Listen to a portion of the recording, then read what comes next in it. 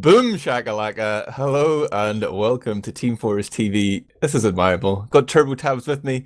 We got Max as well, but he's just taking a leak right now, guys. And ondkaja is here doing the streamer duties tonight. TurboTabs, how are your bladder feeling right now? My bladder is perfectly empty. I'm always well prepared. While Max is kind of like in the moment, I suppose. It was a turbo tiddle, don't worry, boys. Oh. Well, I got slammed. Well. But yeah, my bladder is well in check for tonight's games. How about you, Admirable? Yes, I have been itching to get back and see some sixes action. This is the first kind of serious competition for 2016.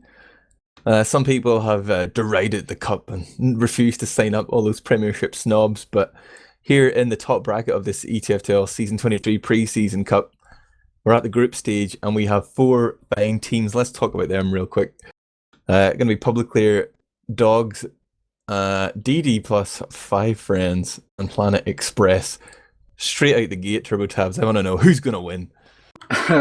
Well, obviously Publiclir. They're the ones that have got some players of like huge pedigree, and you actually see a few familiar faces from the last, I guess, big TF2 event, for at least in the Europe sort of side of things, was DreamHack.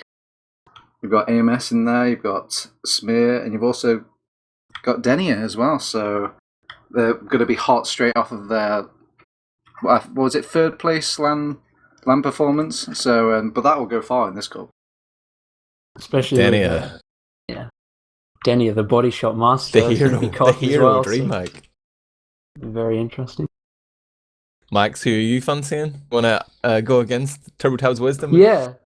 For purely logical reasons of rosters and all that, definitely not just a pretty cool team name. I'm going to go with DD plus 5 friends. Is that it or something? That's a cool name.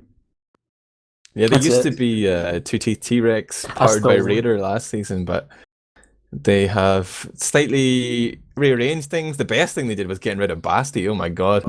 They've got Feeling in now. He's playing Pocket. Honey's still a medic. And they have Schoberg and Ixie on Scout. But anyway, we're not actually going to cast them first. Maybe we'll talk about them later, right? It is the first game we decided to cast, guys, is going to be Publiclir versus Planet Express. Yeah, the Plex boys, Sheepy's team. And they are here with an updated roster for the new season. I don't know, which team do you want to talk about? Who are you feeling more passionate about right now, Max? I think we've already talked about Publiclir, so let's give Planet Express some of that spotlight. It's a name that's been in TF2 for quite a while, and in a couple divs, even in Prem at one point with like the Captain Sheepy like roster with Happy Cool. That's the one. Went on to, well, shit talk everyone and then kind of bomb out towards the start, middle, and end of the season with a mid-Prem finish. Didn't even beat eShock, their rivals. Disappointing. Lego. But yeah, pretty much. But they have some like good players. I see Damn Easy in the server. He's been on like Phoenix as well. As a rumor, I think he's one of the players that started to rise up recently and show he's got what it takes to hang with the big boys. Although a lot of people would call him out on baiting, but I don't know. Kid gets results. And terrible nicknames as well. He's renamed himself as Rimbo recently. I remember at one point any better than Damn Easy. At one point he tried to go by the name Hardly Hard, which might objectively be the worst online alias in the world. Who else is on this team? Big Zoob, a historical soldier, been in the game longer than Tupac's been rapping. Like, he's just a beast. He's always been like one of those better players. He's usually like a player that's like the best on his team, you know? Like, he's usually in like mid or lower Prem, but he could definitely play in like the upper areas. Like, he even did in Reason, and he was really top-notch room, a really intelligent player. He's just so incredibly solid as well. I can't remember the last time Zoob has just had a really bad game. He's just always been consistent. He's either like charted all the way to the top, or he's just never been the reason that his team has lost. I think Zoob sucks dicks. He was a good Highlander player. I didn't like his most recent appearances in Prem as roamer, but he's in this team as Pocket, and I hope that is gonna be a big step up. Because he always used to do these like really direct bombs and get absolutely destroyed. I was like, what are you doing, Zoob? I thought he played Pocket for the last team he played with. Was that with Phoenix, with Skeeter's team? He was in Dogs. What team was it? Dogs. Was that it? Sorry. Yeah. What team Yeah. am I thinking of when he was in a team with Kadis? I think it was with Kratos, actually, last season. Yeah, last season was season Dogs before with that, then. Krafortos and Ski John Medic, Tahoe is the other soldier, and some random scouts. I don't know, they changed every week. But yeah, there was a time he was playing Pocket, and I thought he was doing pretty well. But maybe it's just a soldier bias. I guess, empathise with any sort of tough days that you might have. Still, I think he's a solid soldier. I'm going to hold my neck out on the line here for him. If we're gonna, he still has to win my earn my trust, win my respect. Until he gets like 3 double air shots in a row, it's just nothing to you. I'm sure ondkaja is on the STV right now, and you guys are wondering what the hell is this map? This is a big part of the cup. It's a cup all about change and giving new things a try. So we've got some old maps that we've played before here. Well, maybe you haven't played this one if you play sixes, but it's the sequel to Asheville, the redesigned, prettified Coalplant. Played a lot in Highlander, but here it is being given a run out in sixes. Also featuring in the cup in the next round is going to be Logjam, a new version which I haven't seen at all, but I still have a fair idea of what Logjam is all about. And then finally, Sideshow is going to get us to play Gravelpit. Well, it was ETF2L admins, but we'll blame Sideshow, right? We almost had it out, out there and gone. We thought we got out of DreamHack unscathed, but no, it's made its raging comeback. It's like the Terminator, dude. It always comes back. I'm just terrified. It's the normal Gravelpit though. It's not the updated one that Sideshow wanted to play. Man, that's even worse.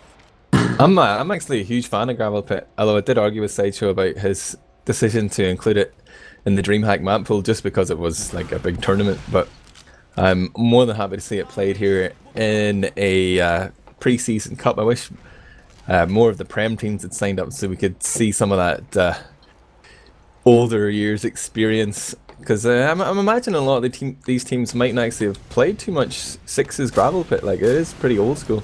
Yeah, there's a lot of new kids on the block these days, but I don't know. I think a big problem with Gravelpit back in the day is kind of like an issue a lot of people have with Viaduct today. It's like it's the only map that's not like CP, and it's just kind of weird. Like you play all these CP maps, and then there's just one non-5 CP map, and it's just kind of like, okay, let's just completely change the shift of the game. Exactly, I think of it of like if a team turned up to play football, and then suddenly for the last game in a season they suddenly start playing Tiddlywinks. It's just so strange that they kind of just shift from one another. But if you're going to do that sort of constant shifting between these different game types, why not get a variety of them?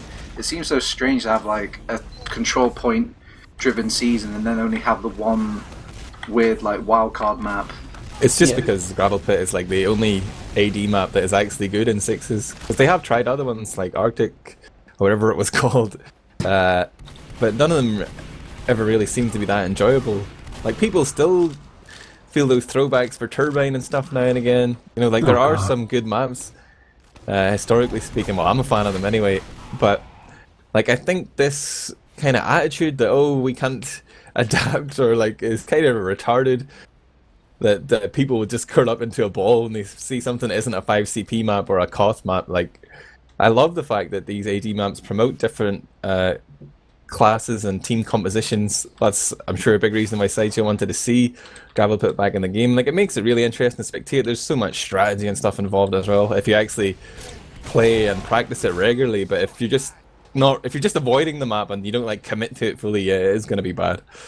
Yeah, I'd agree with that, like, completely. Like, I think it'd be really cool to have, like, I guess predominantly 5CP and then just, like, a couple, like, 3 or 4 non-5CP maps. Because, like, it avoids the problem of having, like, it being dominated and there's just, like, a wildcard map, essentially. But if you have, like, a bunch, it's, like, it spreads the teams more evenly, Like, you can be, like, the best 5CP team and then you get taken to, like, AD and then they'll be the best AD team, And it's, like, it spreads the talent out in, a different way across which team's actually the best. And it gives, like, different players different opportunities because the game's being played in a different way. Plus, it really helps to those tournaments where you have a map pick and ban, and it really turns into a strategy game from that point as well. Because now it's not just about we can just put on any CP map and then we'll just like rock it. But Gravelpit's that one where you can really throw teams off entirely. It's more of a thinking man's map than a playing man's map. Well, of course, the other change is being wheeled out here in this cup are a few unlock additions and one removal. The eviction notice, that's the fists for the heavy, right? The brass knuckles that they got buffed in the gun or the tough break update that actually gave them a speed boost, similar to the gloves running urgently, but not as fast. But the admins decided to remove it for some reason. I didn't read. There was a thread somewhere about it, but I didn't follow up on that. I'm guessing this cup is about, oh, we like change, but not too much change, okay? We don't want to bring back the days of where heavies just turn up to mid and it's just kind of over for the other team that doesn't have a heavy. Those were dark times. That's never really happened, though. It's like... It's happened in a few cups. We tried out the Gru when that first came out. But, like, you can't just try these things once and say, oh, this is bad, let's not play with it. Well, I think it's more about just focusing what you're trying out right now. I mean, we do have a lot of change in this cup. I think they just want to focus it a bit more on the other things. Magic Ring is coming, man. There's no limits. Time is short. We need to test everything. And you just remind me of that, the hobo that's just got those signs like, the end is coming, we need to prepare. You're ringing that bell furiously. Why is everybody not focused on this? Am I crazy? We've got more if you're watching, we're actually really pumped for matchmaking. Thank you. Send us free stuff. Okay, we've got the candy cane for the scout. Whenever you get slightly less health when you start, but when you shoot someone, or if you get a frag, you get a small health kit. Drops on the map. You or your teammates can pick it up. Could be viable, but I think the health is an issue. Yeah, you get in the trade-off, you get turned into like paper mache, and explosions you just get one blow shot you. by rockets. Yeah, pretty much, exactly. It's like 20% or something along those lines. Where I think you're going to meet a lot of explosives here in competitive TF2. Yeah, it's a tricky one. The Pomson's a controversial one, but it recently got nerfed as well, I believe. It does take away medics uber. Previously, I think that was like 10% a hit, but then they changed it to fall off over distance and also have a max distance, so you can't like spam it from across the map. But Damn Easy posted up there in the thread that he had been practicing with it, but showing up as logs from a TF2pickup.net game. I must mention as well that Vitohift has actually put up some items as prizes here to make the cup a little bit more interesting, although I think those won't be given out until the playoffs next Thursday. But first place, 6 professional killstreak kits. Second, 6 specialised killstreak kits. Third place, 6 regular killstreak kits. And fourth place, you get sweet fuck all, mate. Oh boy, a lot of killstreaks coming. I think we've actually gone live at Admirable. Oh yeah, but I hear that moody CSGO music that they added in the last update. It means that we are on the way to middle, and I'm checking out Iku as he just tries to push that scout back off the point. He is spamming here, but it's kind of a neither team really commit. But now comes the bomb in here from Zub. He's trying to jump behind, doesn't go for the medic though, but does just push them back a little bit. It's gone down though. Is my HUD messed up? What the hell? Yeah, it is interesting that both teams kind of decided to do a whole new play with it. One team decided to stay on their high ground up on the right hand side. I believe that was Planet Express, while over on the left hand side from their perspective it was oh man, I just completely blanked on their name now. Planet Express. It's just because they have so many different players. It's just over on Publiclir, it just completely confuses me. But now Salmon is trying to bomb in, but he's been completely slapped down by Dog's Hand. That is actually Sheepy, who's playing for Planet Express there. Condom has popped off his Uber though during said action, but they're holding on to the point and they're going to just keep trucking on, and that timer is still ticking down for them. Yeah, they actually Condom actually got forced by Hafikul. He's still behind. He spots one of the scouts and Iku's there, but he just sort of backs off. He's just going to cause a bunch of havoc. Like, if his team pushes in, you know, he could come in, which he does right now. However, trades are between Iku and Huffy. The fight's still going to be going on. Zub at mid-air trying to get as much damage as possible, grouping up with all of his players, but Joshua on the high ground just spamming down so much damage. Going to be 3 down for Planet Express, and they're going to have to hightail it on out of there. But the picks just keep coming. Condom, the only survivor. Damn Easy does get a pick at the end there, but it's pretty much in vain as they do Publiclir finally get their name on the board. Or the timer, whatever. You know what I mean. Yep, it seems like they kind of just played a little bit passively on that left-hand side. I wish I had better names for these places, but left-hand side, kind of where the gravel is, the gravel ramp, I'm going to call that gravel ramp, and they just kind of absorb the initial bomb and then just make a very good counter push onto them and then claim the point from the back of that. Now you do see Planet Express kind of pushing forward, just kind of slow pushing it in. They do have the Uber charge to kind of threaten them with, and they do not want to mix in that whatsoever. over on Publiclir, so they're just going to back off for now. They're going to lightly spam him. Happy Course just trying to squeeze himself in, but I don't think he's going to quite find the space. He is drawing a lot of fire though, but he's not making, I guess the flank is not making use of that room that he's kind of made some slight distraction there. They're just waiting on this Uber to grind away, Max. Yeah, Josh is actually going to come in trying for a play right now, but Sheepy does shut him down. He gets another rocket jump, he puts it in. Salmon has come as well, and they do actually get the force. That's nice from them. They just, they do lose. Only Smear and Serotonin are left alive, but they're going to be backing up. They're pretty safe, and that's just a free Uber for them. They're going to get it right now. They're going to wait for their spawners, and they're going to repush pretty soon, I reckon, TurboTabs. And Happy Course complaining about server lag. Of course he is. Oh man, it wouldn't be a game of TF2 if Hafiko, the Icelandian, was not complaining about lag. Man, that guy is very picky and snippy about Zoom's actually Oh my god, knocks Serotonin down so low, 19 HP, but he didn't even pop this man. Oh my god, balls of adamantium as they're going to keep pushing onto the point right now. Hafiko dueling 3 members, knocks down whoever Isaac is really low, and Iku as well. They're all just going to have to back up. Hafiko pretty much one-man army there, force him out. Serotonin still has this Uber. However, the Uber for Planet Express is going to be coming up right now, and Damizi on the sniper is going to try and drop Serotonin in the meantime. Yeah, keep in mind, Valve have been rewarding the manly medics now. You, if you're healing like damaged players, you have a lot more self-heal on you, as the Ubers do get exchanged out. The both players are just kind of grinding each other for now, but Zoob decides to be proactive, goes for the bomb on Salmon, takes him out, and now it's Serotonin has been cleaned up as well, hanging about too much in that Uber, after Uber fight. Happy Cool does get the little trade onto IQ, and now it's actually the rest of the team is just getting completely minced. It's just Happy Cool alive. He does pick up the health pack. He wants to go for the 2v1. Can he pull it off? No, he cannot. Yeah, Hafiko doing as much as possible. They gets a really nice pick onto EQ, dodging like all the damage in the world, and even gets a soldier, but loses that 2v1, and the point is going to go the way of Planet Express. Sorry. 45 seconds left for them, 1 minute 40 for Publiclir, so they're going to have to pick up the pace by quite a bit here. They're going to try and come out on what's their right side from under. They're going to go for this miracle push. Sniper Uber in play. Josh going to jump in, but is getting denied pretty hard. Smear does find a pick onto Dog's hand there. He's out of the game for another 15 seconds. They do have a sniper, however, so they're holding they can't really take the fight to Publiclir right now, and with 3 down, it's really not going their way. Denier is in behind right now. He's going to get in onto Condom. He's going to take him down. Josh still spamming away at the scout. He's going to get away. Iku's coming in. He's trying to get all these frags. He's got 2 of them. Serotonin's just actually going to pick him up in the end there, and that's going to be the point capped. 1 minute 30 left for them. I suck trying to come in for some of them, but you just get piped straight away by Smire TurboTabs. This fight is not going to stop.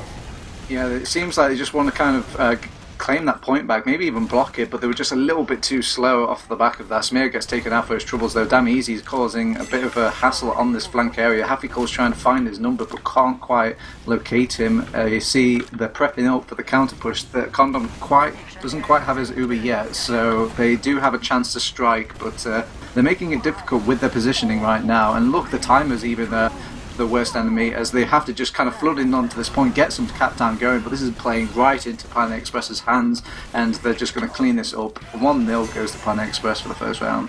A really decisive first round by them there. They just pretty much got the point and kept it. Like, they lost it a couple of times, some nice pushes by Publiclir, but in the end it always really went back to them. They just had such a good time lead from their first initial hold that they just kept it going. And like, I don't know, I felt like Serotonin pretty much got no Ubers despite some amazing surfs. And here we go on to the next middle right now. Both teams playing, both teams playing in front of each other right now. Josh is going to be the first one to jump forward. That Soldier of Zoom is going to go sky high, but the health of Publiclir is going really low. However, Damizi is going to be the first pick. Josh tries to jump behind, gets taken down, and Zoob is also going to die. Both soldiers down for both teams, as well as Denia. The Publiclir are going to try and keep this fight going, but with all this spam coming from Planet Express, they're just going to have to go out. Huffy tries to stay in and almost dies, but actually they're going to keep the chase going, TurboTabs. Yeah, I would really like to see Serotonin make use of these, like added buffs to the medics. If you're healing someone that's injured, you can just stay in the fight much longer because your regen gets cranked up into an insane amount. You can be healing up to 12 health per second on as a medic if you're just staying in these fights a little bit longer. With Serotonin playing it safe, he does actually pop off the Uber, but it's Condom with the second pop, and he's saved all of his players so far. And you can see this fight is going terribly for over on Publicly right now. They just have to back off and just kind of lick their wounds, and they're holding on to this point still, Planet Express. Havico coming in from behind there. We can't hit Condom for the life of him though. He gets completely minced. Oh, That is quite a throw. But it's 2 down apiece, and so they want to keep the fight going right now. A great focus fire onto Zoob, but he's not going to get taken down. Really nice for him to escape. And Condom, oh my god, barely dodges that pipe. However, Josh is in from behind, gets really good damage onto both of them. Condom going to dodge all these rockets, and Josh is going to get taken down. Unfortunately, couldn't get Condom there, but however, his team has gotten the point. But they're going to keep chasing Denia all the way in. No, Condom out finally gets him, along with all the other players, but 4 players for the 1 medic. Is it worth it? They're probably going to lose the point as well. Now, Serotonin and Huffy, the only ones alive. Let's see what they do with it. Actually, no, damn easy's actually just onto him. Huffy Cool gets taken down. It's only Serotonin left. 85%. He's going to get taken down. Oh, this is disastrous. Oh, Pierce even cleans up Josh as well. Now, Admirable, what do you think of all this action? You've been very, very quiet all this cast. You need to wrestle the mic away from us. I just was coming to terms with the fact that Josh is playing instead of Amps. And we have Happy Cool here playing instead of Kyler. I just looked at their team pages before the game started and assumed that those would be the rosters, but this is exciting to see. But here we see our red team publicly trying to force their way in from their right hand side, and they have just kicked that door open with Sheepy and Perez both going down instantly, but Serotonin does get picked off right as they launch forward, and it's not going to end well here for Publiclir. Just a solid defense here from Zub. He's a brick wall. He's got Iku in cover there as well, but there is a threat coming underneath. It's Sam, and he's working his way around, and he's got Happy Cool in tow.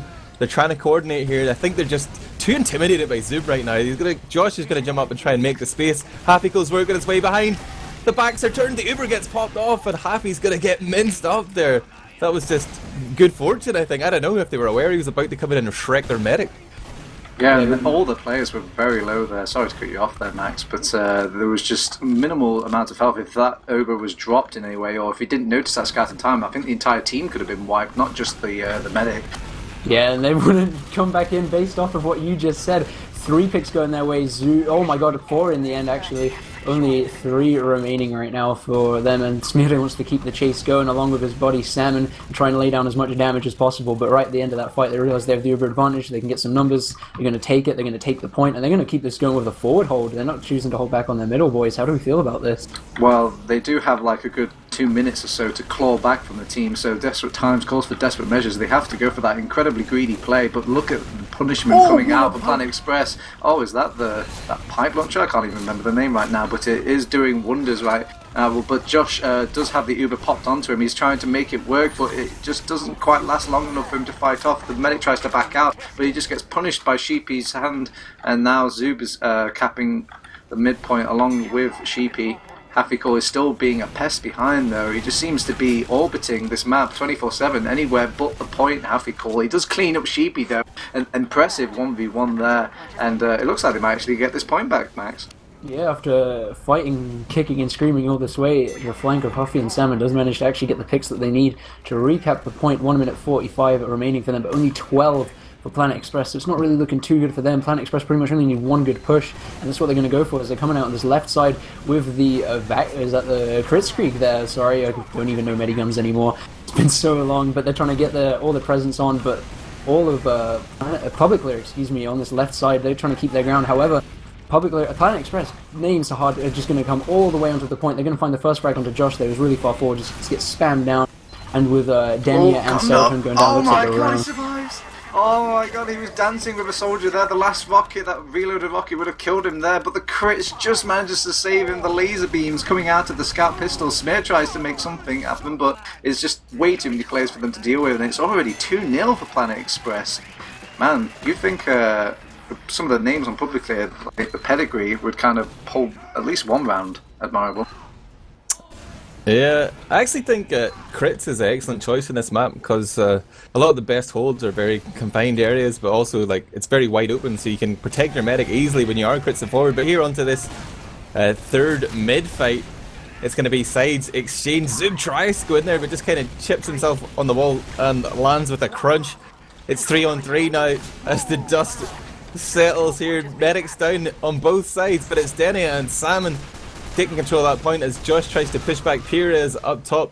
It seems like Publiclir are in control, but damn, he's coming in from the other side. He's trying to find that frag, but just a tag team effort there as all 3 players combine to finish him off there. Josh getting credit for the frag, but they're actually kind of weak here. They don't want to continue that forward hold, so they're going to retreat, having capped the point and regroup with their teammates. It's kind of strange. I haven't seen a single off clash yet. Oh, but speak of the devil, we actually see Damn Easy's picked up the sniper rifle. We'll see if we can kind of pull that into effect. But by the time he gets there, his entire team is going to be wiped out. Zub has gone down, as well as Condom. Iku is in dead man zone, and he's going to go down. It's Piers' turn, I guess, to throw himself into the grinding machine, and he's just been taken out as well. And I think even off the back of all that, Damn Easy went down on sniper, so we didn't even get to see that performance. Yeah, Danny just ran in and two-shot him while the rest of his team is getting absolutely fragged. I think this is going to be the turnaround that Publiclir have been looking for. After complaining about all the server lag and stuff like that at the start of this round, they really seem to just pick it up, and they still have the Reaper. Damn Easy's going to go in for this force, but Serotonin's not even taking a wince of damage. Zub trying his hand, and he's actually going to get it, but he's also going to get a direct there from Josh. Great shot. Halfiko wants to keep this momentum going, running in straight away forward. He's going to get some great damage there onto that scout, and he's going to get taken down by Josh. However, Denny, it does die, but it's all still in the advantage of Publiclir, except for Uber, which is now swinging in favor of Condom. It seems so strange. I was watching that double bomb from the soldiers, and it looked so good, but I don't know how, but they seemed to miss every single rocket, and there was just no damage happening on that entire Publiclir team. But now that they're just slowly walking it in, instead of going guns blazing with the soldiers, it seems to be working so much better for Planet Express, and now they're just going to win off the point off the back of that. They do have Condom's 100% Uber as well as a little bit of insurance to make sure nothing goes hairy in that little push. Denny are getting wrecked there, trying to rock that Machina, but immediately shut down by Zub. Didn't even realise he was standing on his head, but it was real nice to watch Zub and Damn Easy bombing forward with that double bomb to just push the combo back and then clean up those two soldier picks earlier. But now we're going to see a Uber versus Uber push here. Serotonin's trying to rally the troops through this left-hand side, but already the spam is intense. Josh has managed to force his way out, and the Uber has to be popped here to keep him alive, and that's going to allow Condom to milk for a few seconds there. But Zub went down throughout that. Oh no. Salmon is going to go down on the opposite side though, so it is 5-on-5 here, but still lots of Shiny Boo players running forward looking for frags. Denny is going to drop down onto Condom, gets the frag. Huge play there from Big Dennis. And Happycole's looking to follow up. He's got damage here from Josh from me, and it's very sketchy right now. Josh is going to get cleaned up. Happycole beats him out, but he has circled around. It's Pierhead's on 5 health. He's going to clean that frag. Happycole on a 3k right now. He's on the damage. He went Well, boys, I think we can tell that we're playing a King of the Hill map. I thought there was some sort of strategy being thrown in there. I was like, nah, let's just DM it. Let's just go full face. Shit-faced, I suppose, as Happycole picking up a wondrous little streak there, but let's see if they can kind of re-rally a push or some more scrappy plays in that. But keep in mind, Planet Express are still winning in this, so it's still an uphill climb for Publiclir, I should be saying, and Iku actually picks up a kill onto Josh, but finally, the first headshot of the game, and is that the first headshot of 2016 as well? Right, okay. I've been waiting for so long. Only Smira and Happycore remaining. Happycore is still trying to slay some nerds on the left side, but Zub is actually going to take him down, which does leave Smira as the only one left remaining. He probably said it's okay in Mumble when he was the last one out, but that's going to leave the point and a time disadvantage still actually to Planet Express. So Publicly have all this room to play with right now, and that's what they're going to do. Josh jumping straight in, nice directs onto Sheepy. Guess he was barking up the wrong tree, and they're going to keep this point going. They're capping it as fast as possible, but Serotonin does use his Uber, and that's going to start pushing the players out. 3 quick picks onto Publiclir, and that's pretty much all their momentum. Ripperino as the clocks are going to even out, although Josh is still behind. Let's see if he can make some magic, Admirable. Yeah, kind of sloppy position in there from Publiclir. Josh is going to go behind, but that frag was just set up there for a Sheepy Dog's hand back on the field there. Here comes their push now with Kritzkrieg. In fact, Serotonin still only about 20% right now, but they're working their way forward here, trying to see if they can use this little spawn advantage they currently have to make some decent trades to set up for the real push, but they're kind of sitting back. Oh. Iku with the 6 sticky trap there on the crates up top, finds 2. Happycole and Smira both down. Serotonin is thinking of staying in this fight, but as the last man alive, he's trying to run here. He's only got 40% crits and his retreat's been cut off. Damn Easy whipping out the skill stick. He's got the cape on too, and he is just going to slam Serotonin there with a Superman punch. Oh man, and I just want to draw attention now. Who's this I Suck guy? He's been completely demolishing. Is that Piers? He's just like been slapping it. He's like on the unsung hero of Planet Express. He seems to be always there every time a soldier is jumping up. And look at them now, just taking a victory lap around this point. It's 3-0, complete white slate, wash through, whatever you want to call it. A powerhouse, I guess, of a map for Planet Express. I suck. Piers sitting on 3 dominations at the end of that bloodbath. What an upset here! Like, we were tipping Publiclir as the favourites for the group stages at least, but well, I mean, they're not here with their full Publiclir, roster. my Publiclir had AMS in it, and yeah. Nobody was launching. We need the leadership of AMS's calls to kind of, I guess, rally everybody. You know, just I'm gonna take a guess that he's like the mastermind behind the Publiclir, and you know, if your general's gone, your troops look a bit lost and fight. The story with this Piers guy, or Perez, whatever he's called, I saw him a little bit on Cadis's stream when Reason started playing again earlier in the week, and I was like, who the fuck is this kid? But apparently he's from, you know, the same stable as that other Italian stallion, Sorex. Italian scout on the scene here, and what a debut to be casted and just absolutely shred the top seed in the tournament. Man, before this game as well, we were just racking our brain like, what map, I mean, which team should we cast? Should we cast the other team? Should we do this team? And you went with your gut, Admirable, and something must have told you, the stars, the cosmic powers told you that this would be a good game to watch, and what a game it has. For all the wrong reasons, mate. I just wanted to see what, you know, Publiclir had in their tank, but we've seen a little upset. You guys talk about the logs, because I want to set up a straw poll to decide where we go next. Alright, I'm already on the logs, and while we were pretty much slugging his dick, Pierre's proven that he deserves it, with going 30-15 to 9 with 434 DPM, which means damage per minute. So every minute, that's how much damage he did, for all those that are new to logs. That's a lot, if you don't know. That's a good amount. 16 minutes, 53 seconds. Who else did good?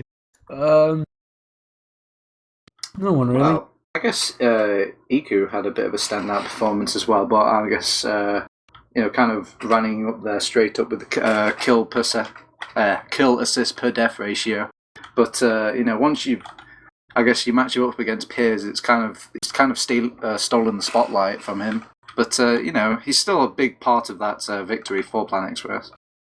I think two players the logs make look really bad, in my opinion, is actually Josh and Huffy. Like, they seem to just be doing a lot of work. Like, you know, they were doing these great plays and they both managed to get behind and they got, like, picks and stuff at good times.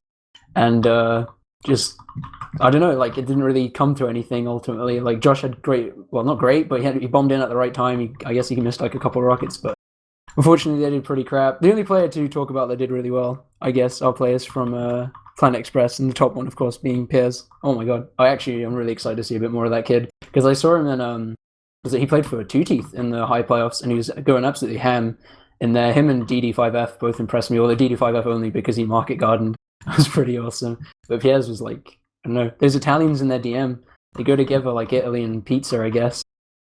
Well, maybe it's just the old case of a team is just much stronger than a mixed team, I suppose. And over on here, Publiclir is looking very, very mixy. You've got Josh merking in.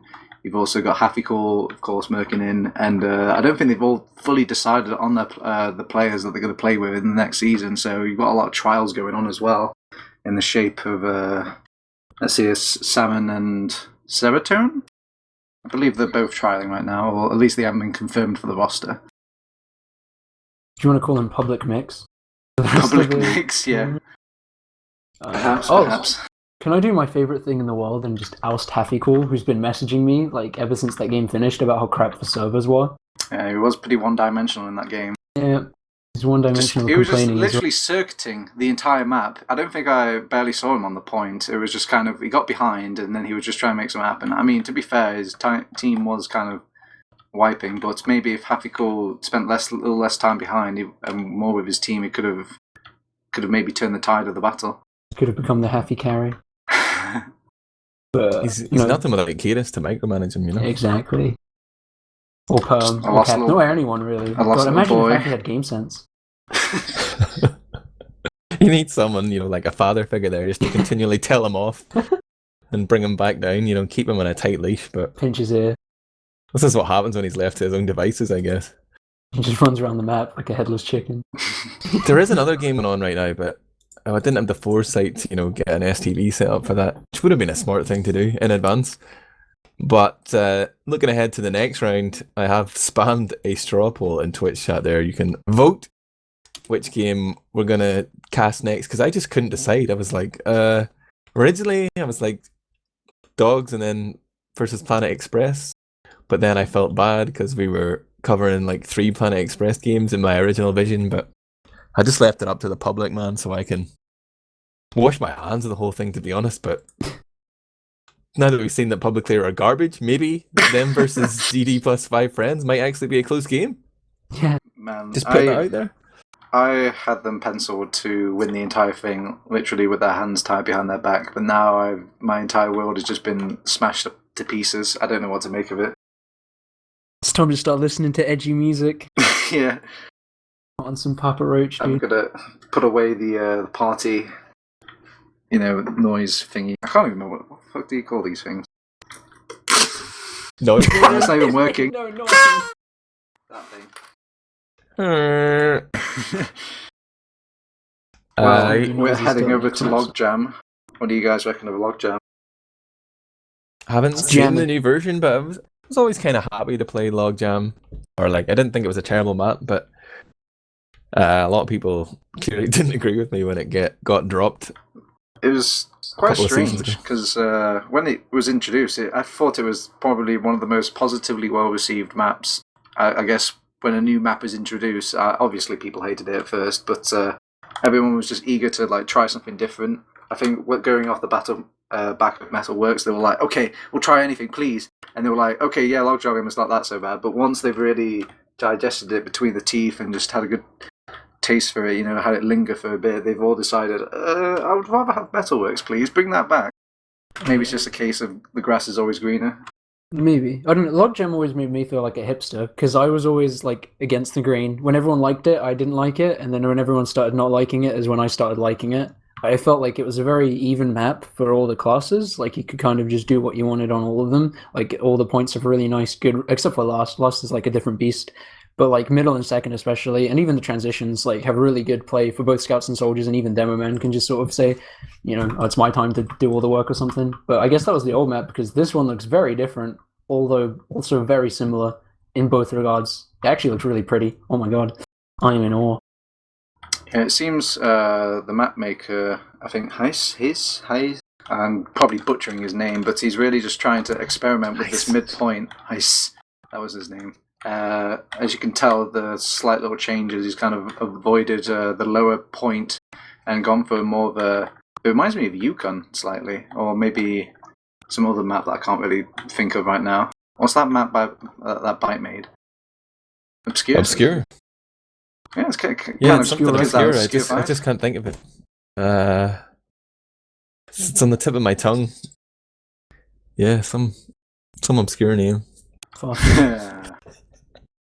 I do have eyes on the server that the other game is being played on. Apparently it's 2-1 right now to DD. We could quickly set up an STV and join it. Or we could go to a break. Well, ondkaja says join that game. Yeah. He's the people's champion. He just wants more content being pumped out, whilst we're just desperately want a glass of water. And Kaya is the rock of the TF2 community. Okay, boys, I'm staying up. You just keep talking. Keep the wheels turning on this cast. Wait, what's the next game we're going to?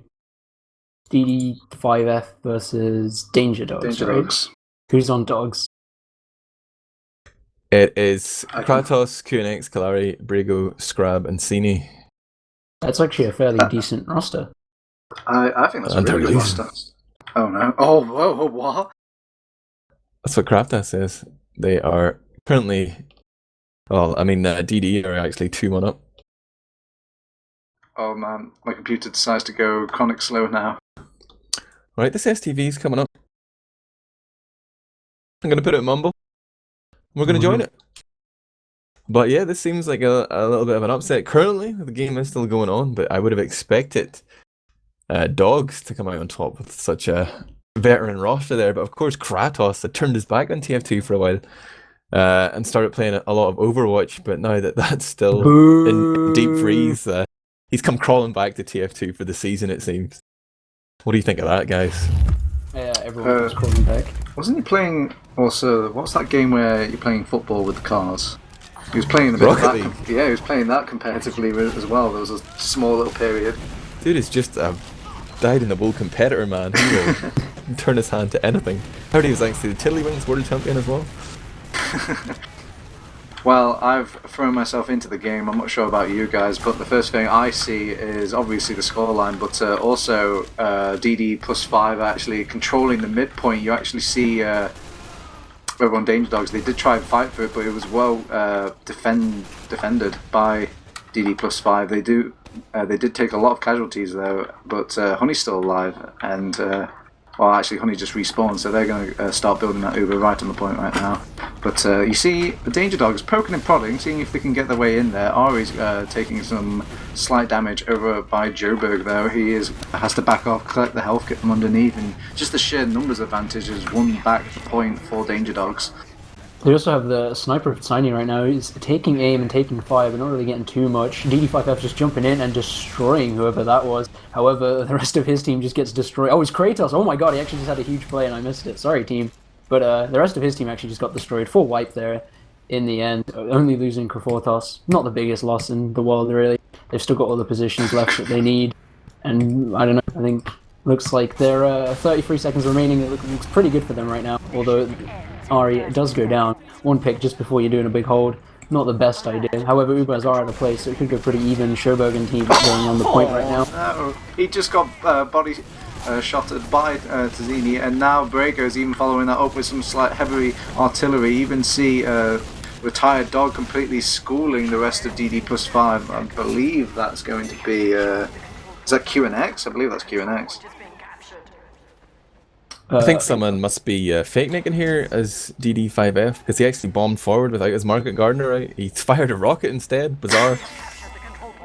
Maybe it's the curse of the camera. He really wants to show himself up on the over on the stream, and now it's just they've lost all motivation and momentum, and they're now going to lose this because we're giving them too much spotlight.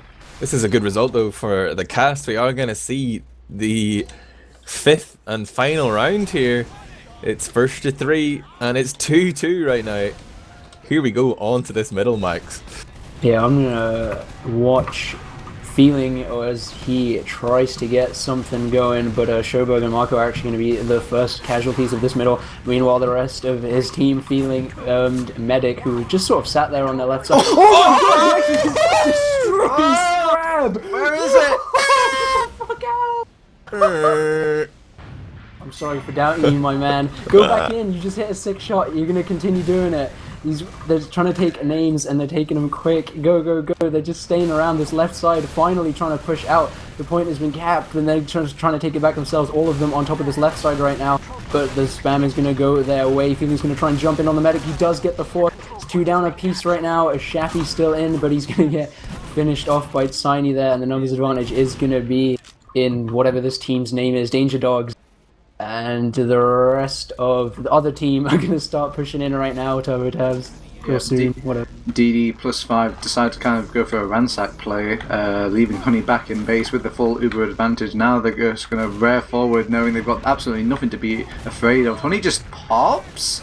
Okay, well, I guess he's scared of that sniper over on Ari on the left-hand side, but maybe you could have just, like, repositioned yourself slightly, but what do I know? At one point they were winning. Maybe these are the sorts of calls that the teams need to make. Feeling does go down there. I'm sure it's just another well-calculated effort. Joburg goes down. I hope Sharpie goes down. I'm sure the plan is going to kick in any second now, guys. Oh, no, Honey goes down. There's only one player left, and I guess maybe that just wasn't the plan. Yeah, Brago got knocked down super low at the start of that Uber, following the questionable pop there by Honey, but it could have been good. Like, the demo was knocked really low and he wasn't getting flashed, so after the fight he could have essentially been like a free pick, but the rest of DD5 and friends, whatever, decided to just sort of push up a bit beyond their limits and then slowly just got picked off by Scrab and co. And it just I felt led to all like of them dying. Feeling got really beat it out there. Like he went deep into the choke point on the right to try and like set it up for his teammates, but none of them followed him. Like his medic just walked away and left him, but then they all got picked up. Right now though, this Uber has been perfect, straight in. And we see Honey getting wall shot to death. Medic down here. Oh wow, that was a very nice bomb by DD5. He actually did a lot of damage there, but shame he was the last man standing and nobody to really follow up that bomb. It seemed to follow that trend though. Feeling seems to always be the first one to die, and it's not really down to majorly his fault. Sure, he's the one at the end of the day that's just getting in a position to die, but once he goes down, his entire team just crumbles without him. Feeling going in now. Let's see if he's the first one to die this time. He's keeping himself alive, and they are winning. Maybe I've got something up in the air about this, Admirable. Have you got a feeling? If anyone's wondering, Retired Dog here is in fact QNX. I understand he's the pocket. They just added Kalari to the roster. I'm not sure if it's for this cup or for the season, but good to see him back playing top level TF2. But Honey's just gone down as I've been rabbiting on here about Team Maneuvers. Kari with that black box coming in, getting the med pick. Kratos is still up here and he's got QNX with him. He's feeling safe. Braco's going in to try and melee Ixie. QNX deals with Feeling, but Feeling set up that frag onto Kratos for Ixie, who had just like wimped out of a straight up melee fight there with Brago. He just shot him, man. That's not cool. So he paid the ultimate price. QNX is amazing. Like Feeling jumped in from behind, he just hit like a sick direct on him, just turns around and like shoots the scout to death. Oh no, he's watching QNX, he's gone in, he's absolutely ravaged Honey there. Nobody was checking that corner. Oh my god, what a blunder. Sweet QNX is just amazing. I knew it. It just kept on going. A headshot rung out onto DD5F in the meantime as well. Feeling tries to go all the way in there, but he does actually do some good amount of damage. The scout's going to follow up there, going to take down Siny and Brago. Ari the only one remaining. He's going to get this health back fighting Schoberg here. Who's going to win this one? Schoberg's doing like 10 damage a shot, so Ari's just going to walk out. He's just, alright then, see you later, alligator. And they're going to go all the way forward, actually. I think they want to start a forward hold. But a little bit of an Uber advantage right now, and it looks like they're about to get pushed into through the shutter area tomorrow. Yeah, Schoberg is a player who's actually made quite a rapid rise through the ranks of competitive TF2. I remember mentoring a team he was in Div 5, like, not that long ago, but here he is in the top bracket here. Right now, though, Ixie going in onto Scrab and DD5F behind Sini, so both scouts down here. 4 dogs, Kratos, Brago and QNX are just trying to hide behind this shutter door, but their admission has been denied. They're not going to be able to make it forward onto the point, and their respawns are coming in. That suicide wave didn't yield an Uber pop either, so it's going to be Uber versus Uber. Feeling's coming close, he wants to go in, he senses Kratos doesn't have it, he's trying to get onto the medic. Kratos with the surf, gets the charge up in time, then pops off, but QNX has gone down. Feeling will probably be happy enough with that as the rest of his teammates are able to kite away here. Feeling's busted the flank open. Schoberg's coming in to help him, but he doesn't manage to save in time. Schoberg does, avenging him, gets a frag onto Scrab. Ixie and him combined to kill off Sini as well. And this is just beautiful here from DD plus 5 friends. That was probably the game-winning move right there. Just that decision just to go forward and bite off as much as they can, make this final stand count. As if they just waited for them to push in, I think they would have met their downfall and have the round just slipped between their fingers. But I think now ball is totally in their claw. They have to make a huge blunder, in my opinion, to kind of lose this out. They're going to have the Uber any second now. That insurance is going to come up. They haven't popped it out. They're going to go aggressive with it. It's just Feeling. He does get Kratos. I think that's the nail in the coffin. He gets Brago. That's just adding insult on to industry. Ari gets taken out as well. I think that's just pissing on the grave as well. I think it's over. I think the victors is DD5 plus friends. They can't even keep the point alive there. And no overtime, no nothing, just straight up domination there from DD plus 5. Seemed like they were leading for most of the game. We will be able to check out the logs to see the full story, but I mean earlier when Kraftas, I'm getting confused between Kratos and Kraftas now. Let me know. Let me know they were winning 2-1, and then they managed to steal the deal out. Kraftas Monster, of course, playing as Chappie these days, just to add even more confusion there. But let's look at the logs, and we've still got 8 minutes before the next round. God, Scrab had 46 kills, 16 assists, 23 deaths, and did 10.9k damage, and only took 6.5. That's pretty crazy. Piers who? Ooh. Woo. Oh, I need to splash water all over me. That's insane. Well, but I guess I still think I would give my standout performance to Feeling, though. He's just like the life and soul of that map, anyways. Maybe even the team. As I think you could just tell that his sort of calls and decision making really paved the way for that victory in the end. No matter how much Scrab, just fragged them. It was a really nice play at the end there. Like, it pretty much like right at the end that finished it off. Like, Feeling jumped in, and it was like a tag team maneuver. Like, he knocked down 2 players really low, and then he died. So the scout came in, and then he killed both of them, and then he knocked someone else down really low. Then he had to leave the fight. Then his other scout partner came in and finished him off. It was just all piggybacking off each other for the win. It was pretty cool to see something like that. But yeah, that's obviously off the back of like Feeling's calls. This is a very high damaging game. I know it really went to the wire, and King of the Hill maps can go like that, but it seems like just a constant barrage of fighting was going on in this game. Look at all the damage stats, guys. Yeah, the lowest damage stat from Ari is from Ari, which is 8.4k. Like that's that can sometimes be like the top damage in certain games. 12k from Feeling is the top one there. They're going 31 for 27, taking 9.7k damage. Really solid performance from there, as well as 11 air shots. Not bad, kid. Not bad. Although he did play Spy. That might knock up. Oh, he didn't actually do anything. He just died. Wow. Well, guess he wasn't feeling it. I guess. Oh, okay. Man. Okay. Well, that was Coalplant, though. What do you think, guys? That was like 2 quick maps of it. More. It's so exciting to watch. I don't care how the players feel about it. I don't care if it's the worst map to play in the game. That was hella fun to watch. It's just not maps like.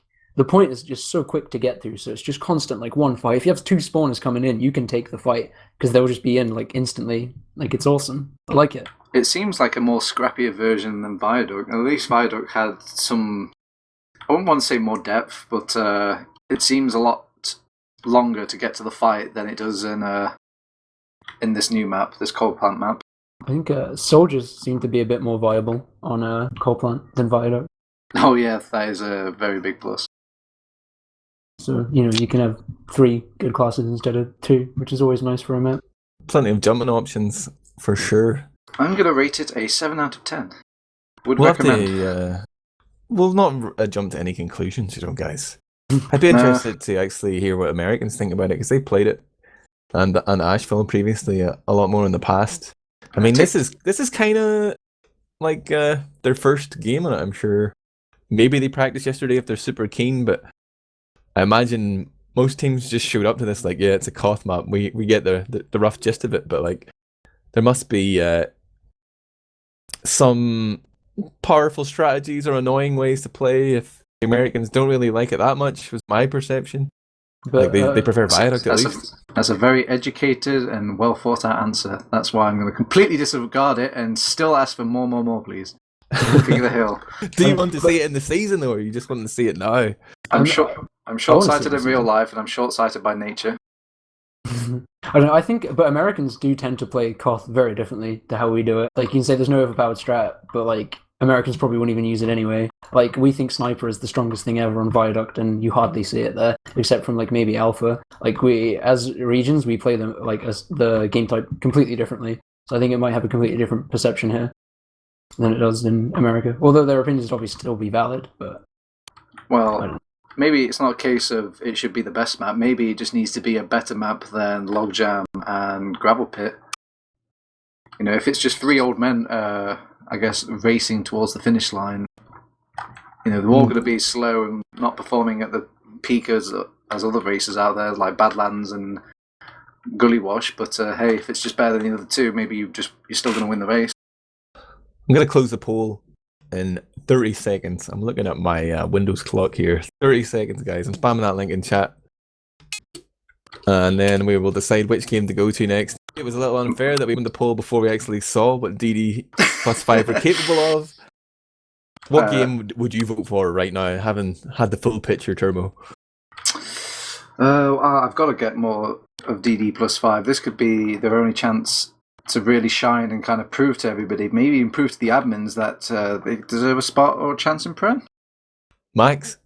Yeah, I'd want to see more of DD5F. As much as I like to make fun of Huffy Call, I think this game is going to be like enjoyable, just based off how that last one went. Like, I think it's going to be pretty good, and Logjam produces some good games if the teams are close. So I don't know. I like to see that going. I think the other game's going to be a wash, and Huffy's going to throw.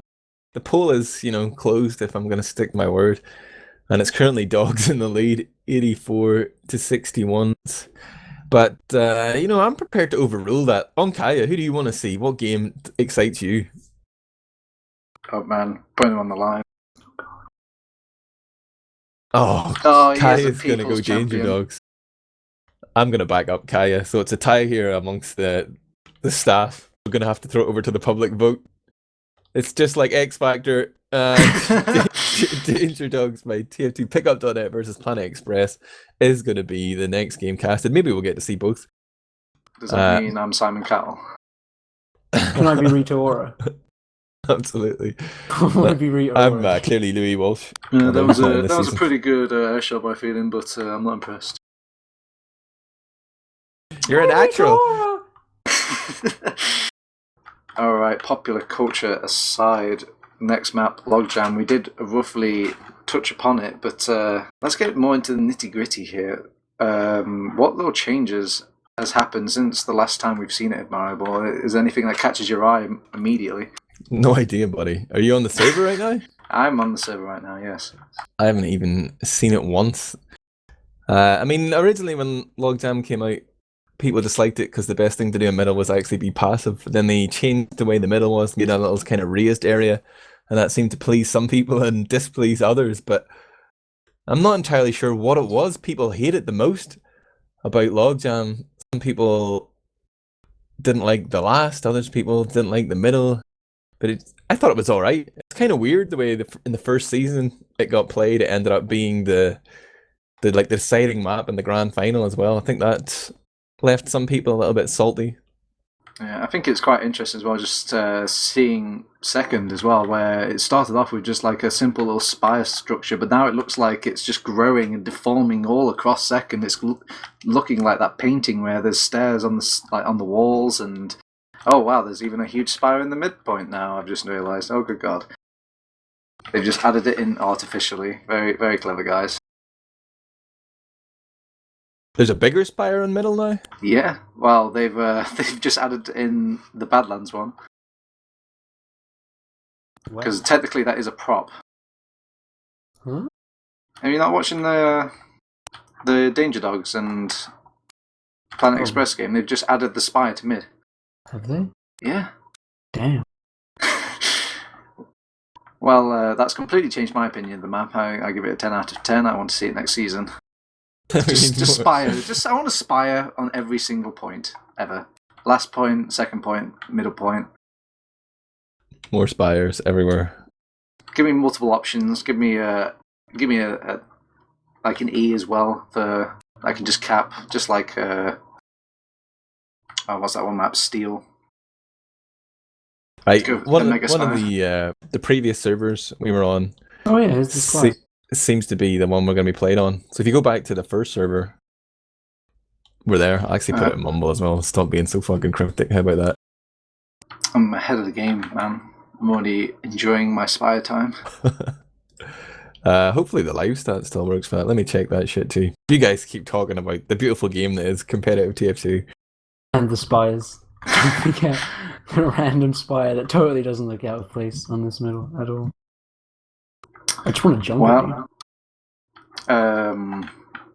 I know, I'm just so in awe, I suppose, of just watching the teams enjoy the little spire. But I'm completely blanking on what we should talk about. I guess we could talk about the past, or should we talk about the future, Max? The future. The future. All right. Well, matchmaking passes were delivered out yesterday to EU people. If everyone's been kept in the know, keeping up with the stream list, watching old Kado.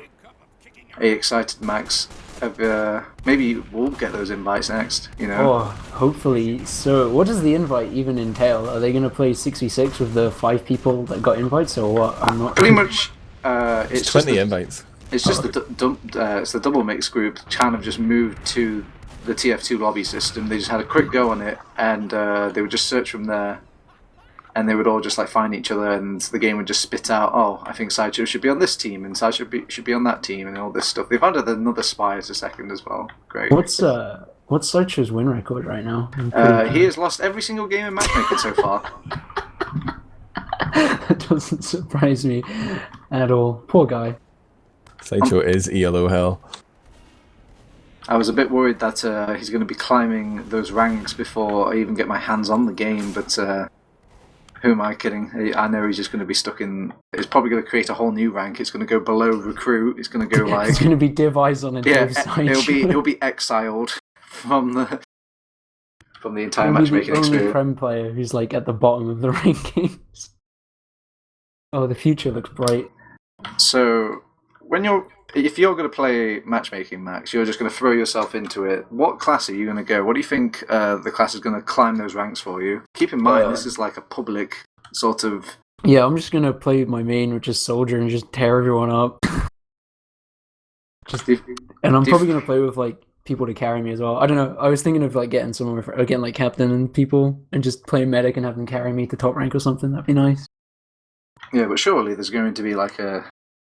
I'm not sure how they do it over in CSGO, but over in Dota they have like a one-way play by yourself rank, and they've got one-way play with a party rank. Which I'd imagine the party rank is obviously self-explanatory. Just find some friends that you're really in tune with. Hell, you could probably just play with your team and just climb that rank ladder instead. What a perfect way to find scrims here. Oh my god. Well, that could be good.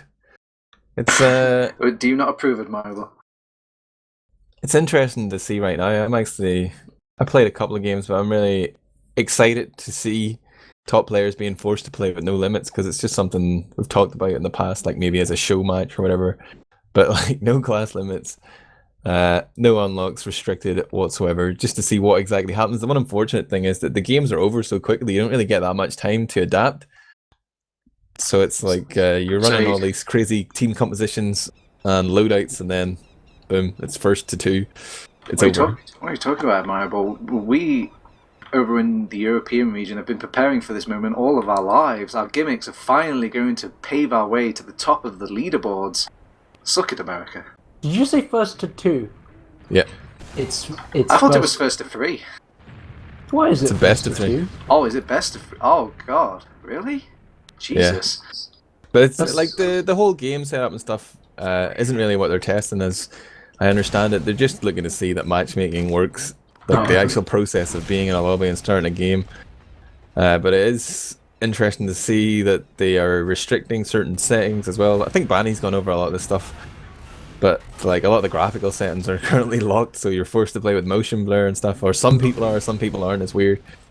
Oh wow, that's the strangest thing. Obviously, I have complete faith in Valve that they will, allow popular settings to be customized, or ones that don't give some sort of unfair advantage. But it is DirectX 9 as well, but I've been using that for a while, so not really that big a deal to me. But that might annoy something. Vanilla HUD only.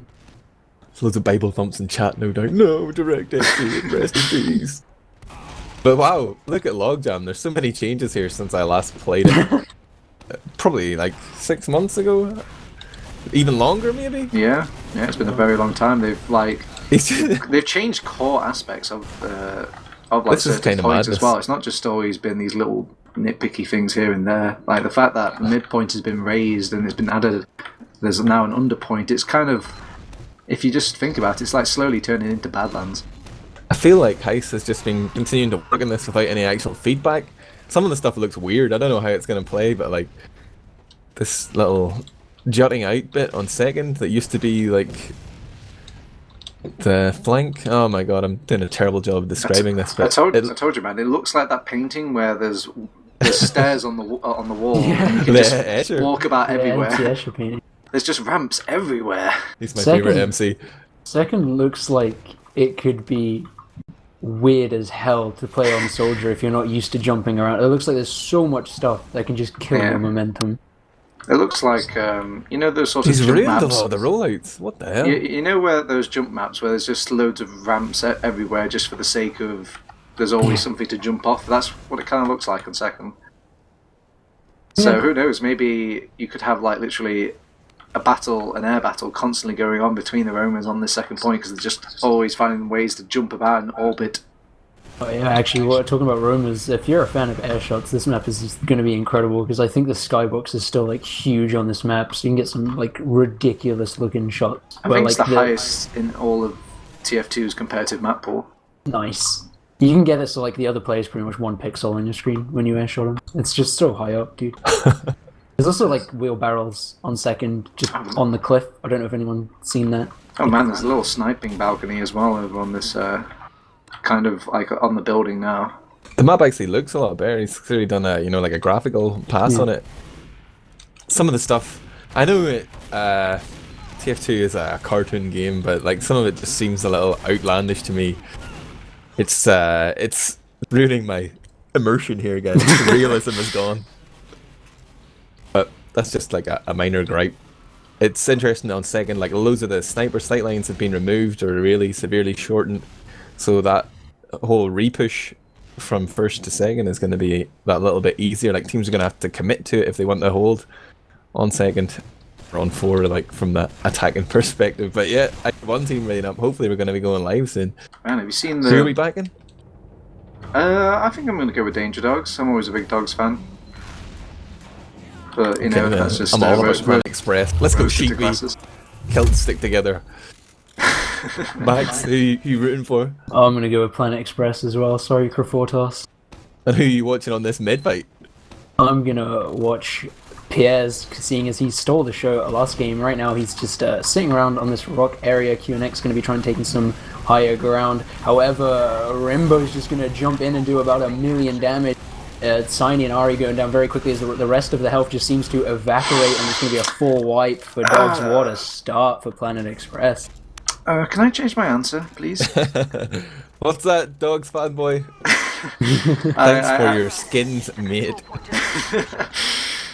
Well, we do see Iku climbing forward, seeing if he can set up a little sneak sticky trap, but he doesn't have quite enough time, I guess, to dedicate himself to that. Let's see what sort of defense they can pull out, Danger Dogs. Maybe they can still change my mind again. I am a big flip-flopper, and they can win my heart back just as quickly as they sank it. Look at where Ari's standing, by the way. This looks like, those things you get for cats, like where they can hop around, like a little jungle gym. That's what second looks like. They've Ubered in on the right here, though. It is Planet Express leading with 2 Ubered scouts, but somehow getting denied by Scrab for the entirety of the Uber. Huge pyro blaze coming out. QNX getting basted.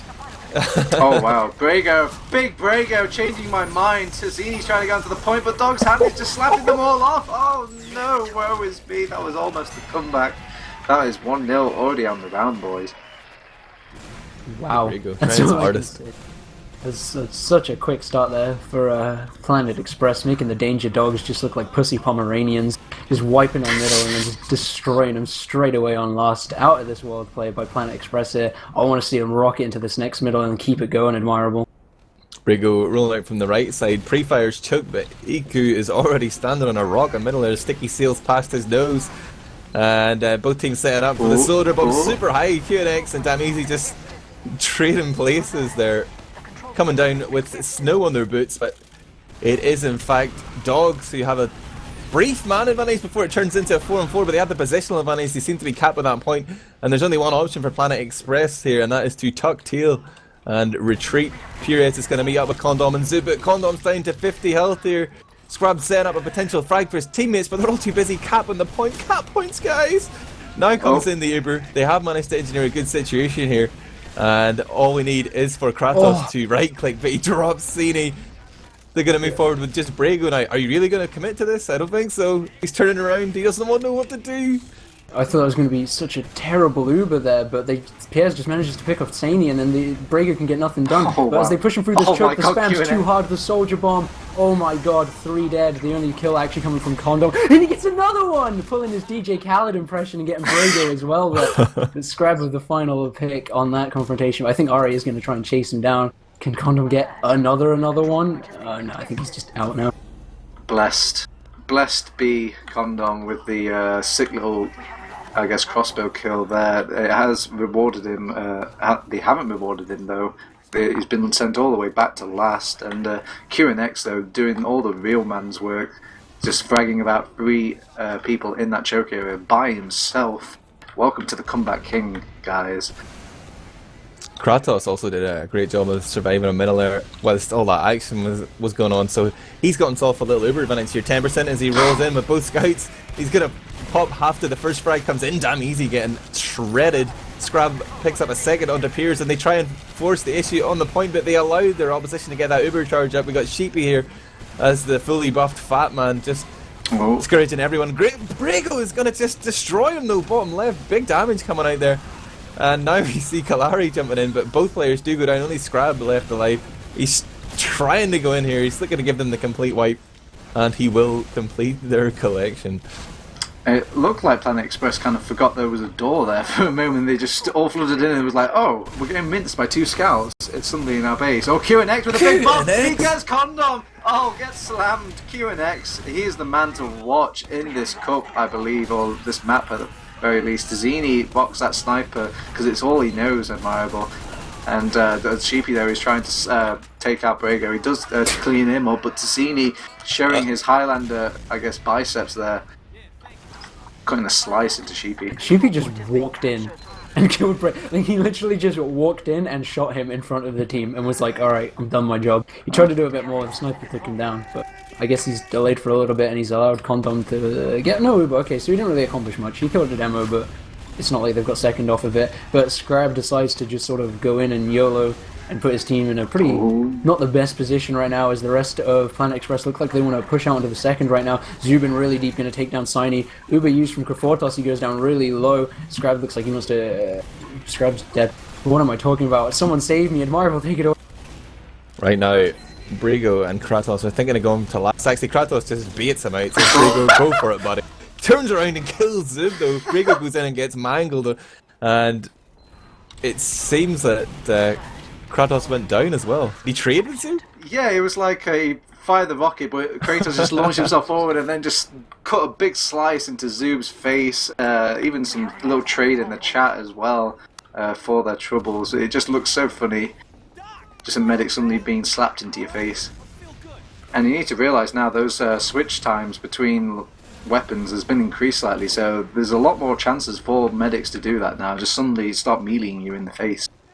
Yeah, and speaking of weapons and Ubers and such, it looks like they want to come out to this left side and use their Uber. They get a pick onto Ari straight away. QNX getting juggled nicely there in the corner. He's going to get taken down. Already a great Uber. Siny pretty weak on the sniper. Actually just going to get taken down. Zub following this through, trying to do as much damage as possible. It does get piped and shot by Scrab, but from last to middle, a really nice push there from Planet Express. But it's going to be 65% for Krafortos and Co right now as they look to hold their second pretty passively. Meanwhile, Planet Express is pushing in, Admirable. Oh man, Piers just kind of walks in there for a shit little moment. Sorry to cut you off there, Admirable. I was kind of left speechless, and just in the fact that Piers just kind of just bowed forward, seeing if he could just do it all on his own, but you can see he was just punished by the sheer pedigree of Danger Dogs. Condom managed to retreat all the way back to middle there and met up with Zub, but they know they're disadvantaged both in players and Ubers. They're going to retreat and buy time here on second, but they're going to commit to a hold up here on the gargantuan spire of second.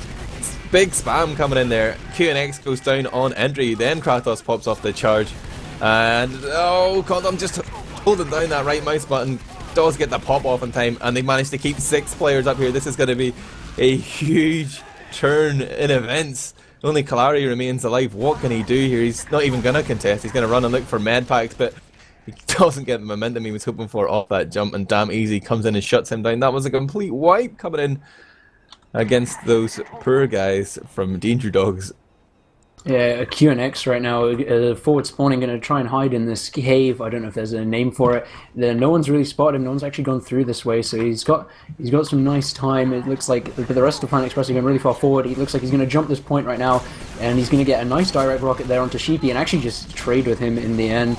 2 nice rockets, but Kalari's actually just going to come in and frag everyone.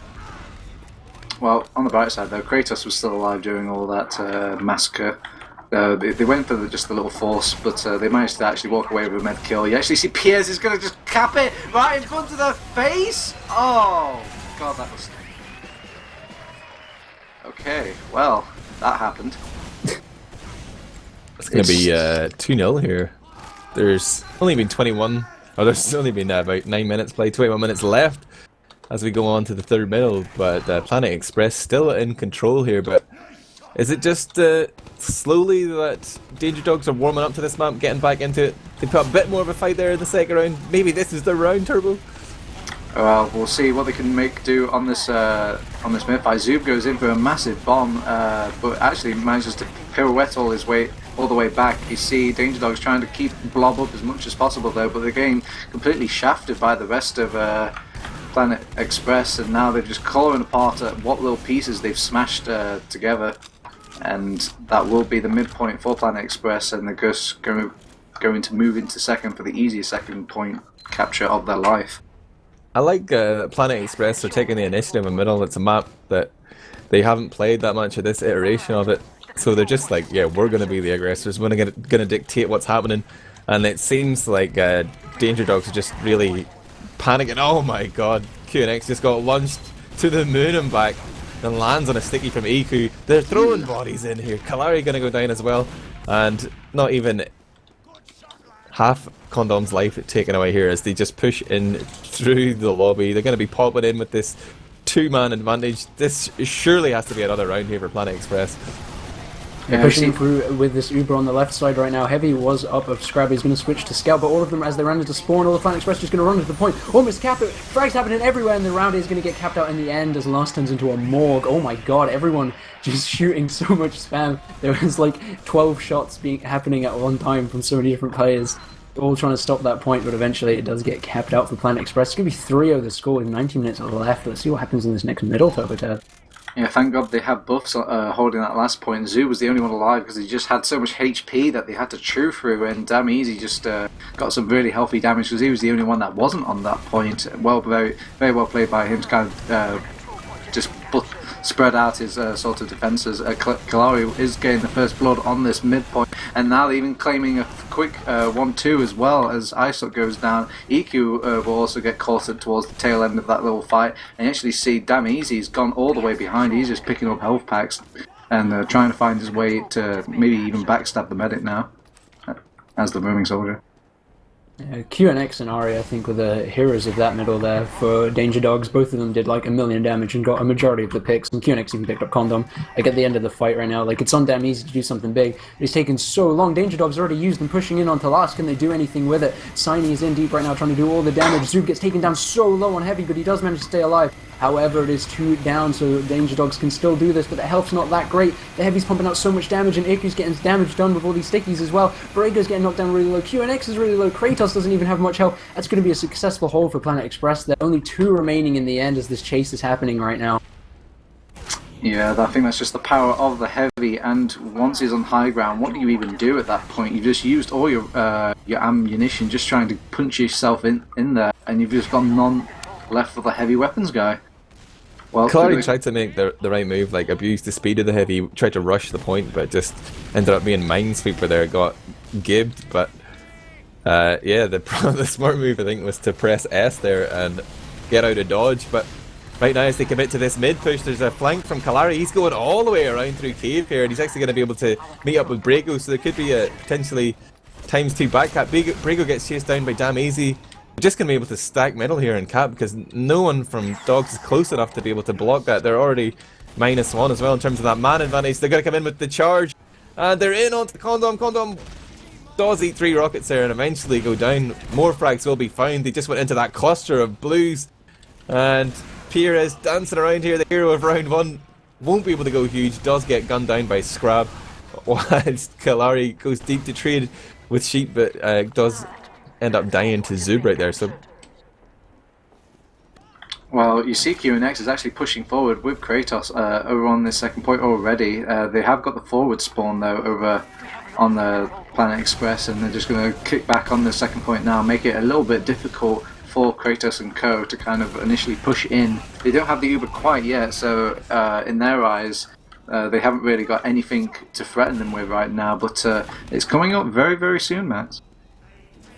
And soon indeed. 96%. It's going to be coming in through this cave area right now. However, it has been called heavy spam coming out straight away. Uber's going to be used pretty quickly. QNX trying to dive in, get as much damage as possible on these players. Knocks EQ down to about half health, but nothing really. They're just going to Uber for the point, always a worthy trade. Actually, Planet Express don't even want to give them that as they're trying to come out from this under area. So as 80% is Condom, and the fight has been taken straight to Danger Dogs. However, they do lose Zoob and Condom.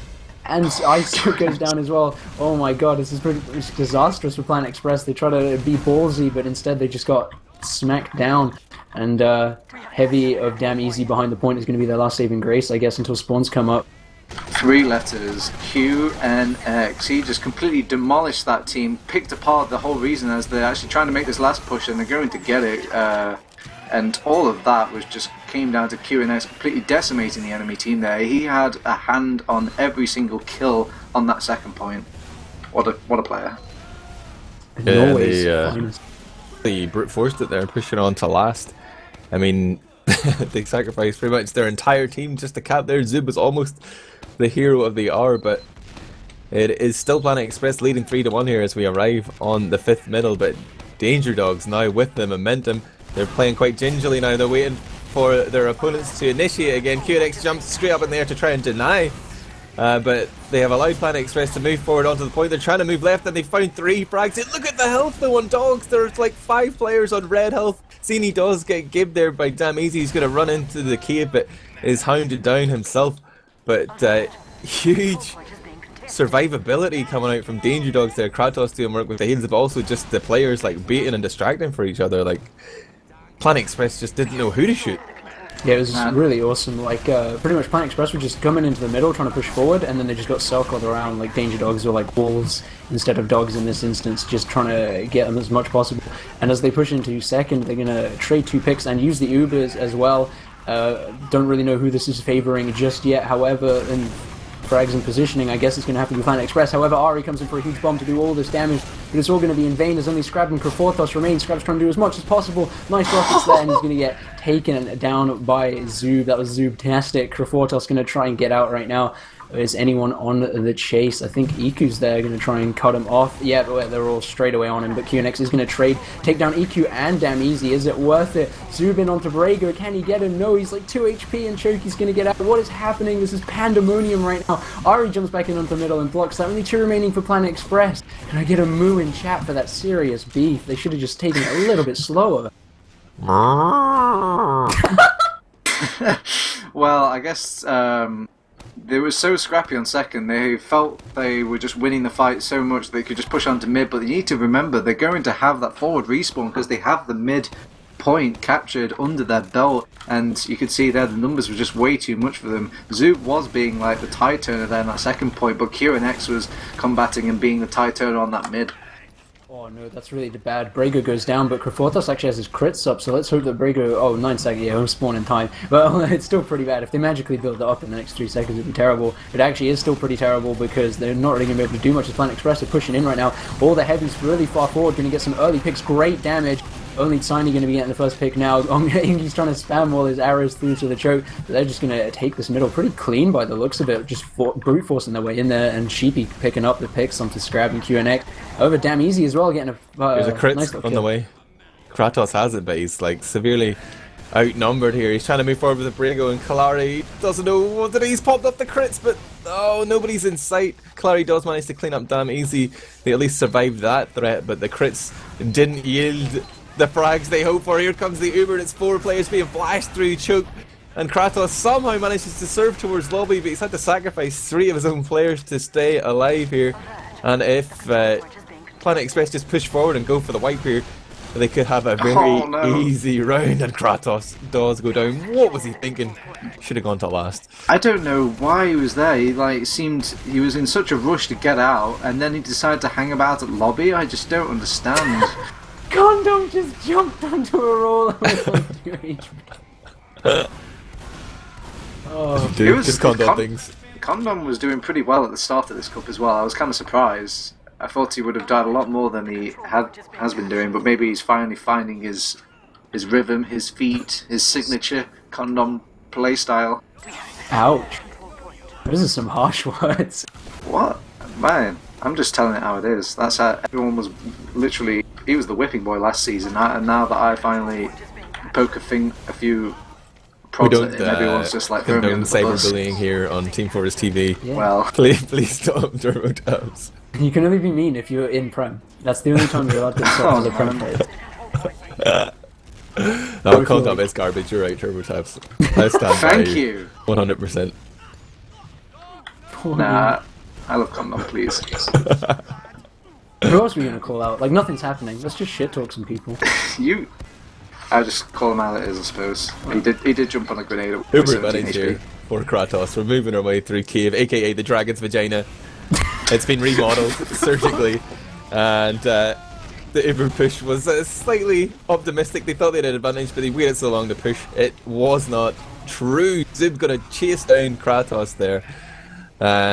Kalari is the last man alive. He's currently hiding there in the log room, and he's gonna walk into middle here underneath, but gets spotted out by Sheepy. It gets the frag though, but that's all she wrote for him this life anyway. I didn't know dragon vaginas had a health pack in them. There's many things you don't know, my friend. Alright. Meanwhile, on second, Condom is slowly building towards his almost 100% Uber advantage. Scrab does get picked off during all the skirmishing. EQ kills himself with his own pipe. Piers goes overextends forwards and dies, just trying to kind of prove his worth to the stream, but gets bit off by the dogs in exchange. Tazzini tries to put on his best Piers impression as well, but goes down. Condom decides to pop off his Zub, but they're going to go aggressive with this, but Zub bangs into the ceiling of that little log room, and now they're completely, with egg on their face, they're just going to back off and just let that Uber go to complete waste. Yeah, that almost looked like it was going to be quite good, because for Planet Express, like, Scrab was trying to hide, and then he pokes in and just gets two-shot by Piers, but then EQ just decides to go full finish and kill himself, and pretty much rip the push, because one of the main damage sources is gone. But however, Zub does actually get the force while this important push that's happening now is happening. QNX all this way forward, and Choke trying to get as much damage as possible. But this looks like it should be a mid solely off positioning to Danger Dogs. However, it looks like the fight really has gone in the way of Planet Express. 2 picks down, they could definitely try and block, but it's already almost capped. Damn Easy tries to go in at the tail end of the fight, but Condom just gets taken down by Brago. Oh my god, Brago just kills everyone. Only EQ remaining. What's he going to try and do? He's super far forward in this area, like a couple of spam rockets could even kill him, but he's just going to bail. Yeah, they tried to make use of that forward respawns by just collectively throwing everybody in, seeing if they could get that med pick, and if they could maybe even just like defend that second point with the forward respawns as well, but it wasn't written in the stars. Danger Dogs will walk away with that, not only the mid point but the second point as well. Zub going down late there, gets a 20-second spawn, focused down by both scouts and a soldier. Nice team play coming out there from Dogs, really abusing that temporary man advantage. Zub will be back in the field though, and they're not really going to take advantage of the fact that it was down, but they're starting to work their way forward. They want to make sure they have that charge up as they come in. They're going to be faced up against Sheepy on Pyro and Perez on Scout, but Sheepy is destroyed immediately. Scrab's going to run forward here, trying to get in onto Condom, but they're just having a field day here, man. And killing these players off at their leisure, then stepping onto the point, and Dogs are definitely back in the game here. That was a pretty long round, but it is all one-way traffic now as they claw their way back from 3-0 down. 7 minutes on the clock. It's still anybody's game right now. It seems Planet Express have been having probably the majority in these mid-fights though, but let's see if it changes now with the momentum of things. Brago does turn up to mid roughly on time. He's just setting up some bite stickies everywhere, just making the point and no-go zone, kind of boxing in the rest of Planet Express. They're waiting patiently for the jumper. Here he is though. QNX gets a nice healthy damage, but nobody really follows up. Finally Brago tries to go across, but the scouts just completely mince him, and now they're just hunting for blood. Everyone's trying to back out from Danger Dog. At least Kratos is still alive, guys. Yeah, but Damizi's going to try and stop that, jumping in all the way, gets a nice rock onto Scrab there, stops in his advance, and he's going to jump back to his team as they all push in through the choke here. EQ spamming all these pipes, Zub jumping forward onto the point, knocking Scrab into the skybox as well. Tiny trying to come out from behind. Krafortos is just going to use his Uber. And Scrab's going to try and go in and make something of it, but he's just getting juggled in the air by the scouts. Oh my god, kept in there like he's nothing. 3 down for Dogs. They're pretty much going to have to back up all the way until last. Breaker's still really far forward, just gets destroyed by damn easy there. Oh my god, Krafortas has no Uber now as well because what happened on second. Ingi's got 100%. They're just going to push this in from under, I reckon. Well, they've got the heavy weapons guy. If anyone's going to claw this back, it's going to be him. He's just been the first one target to be focused down, and now the scouts have to pick up the pieces. But it seems the scouts over on Planet Express are the ones to pick up those pieces instead. 4-2 to Planet Express. What was that pop? The pussy I think he thought they were coming into him or something, or he's trying to save Cini, or he just had a brain fart. I've been there.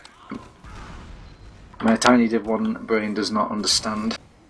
But new round. Brago turns up to first onto mid. He's already trying to sticky up this forward position there, trying to deny that little log room. But it's a good thing they all decide to come from choke instead. Planet Express. They finally turn up, and both teams are just kind of looking at each other right now. QNX tries to sneak his way around the side, but Piers has noticed that little play, takes him out. But both teams are still just staring at each other right now. It's like I'm watching a Clint Eastwood film. Nothing. Just going to let that one linger as it continues on. Both Ubers are going to be in play pretty soon. However, the middle is in Planet Express, but they are in the lead, so it is technically on Danger Dogs to push this one out. And Brago looks like he actually wants to be pretty far forward in this choke, but he's going to ultimately decide against it, question mark? No, he's actually going to come through right now, and they're actually going to get a first pick onto Iku really far forward there. Pretty bad positioning, however they do trade with Brago, so the fight's pretty much even right now.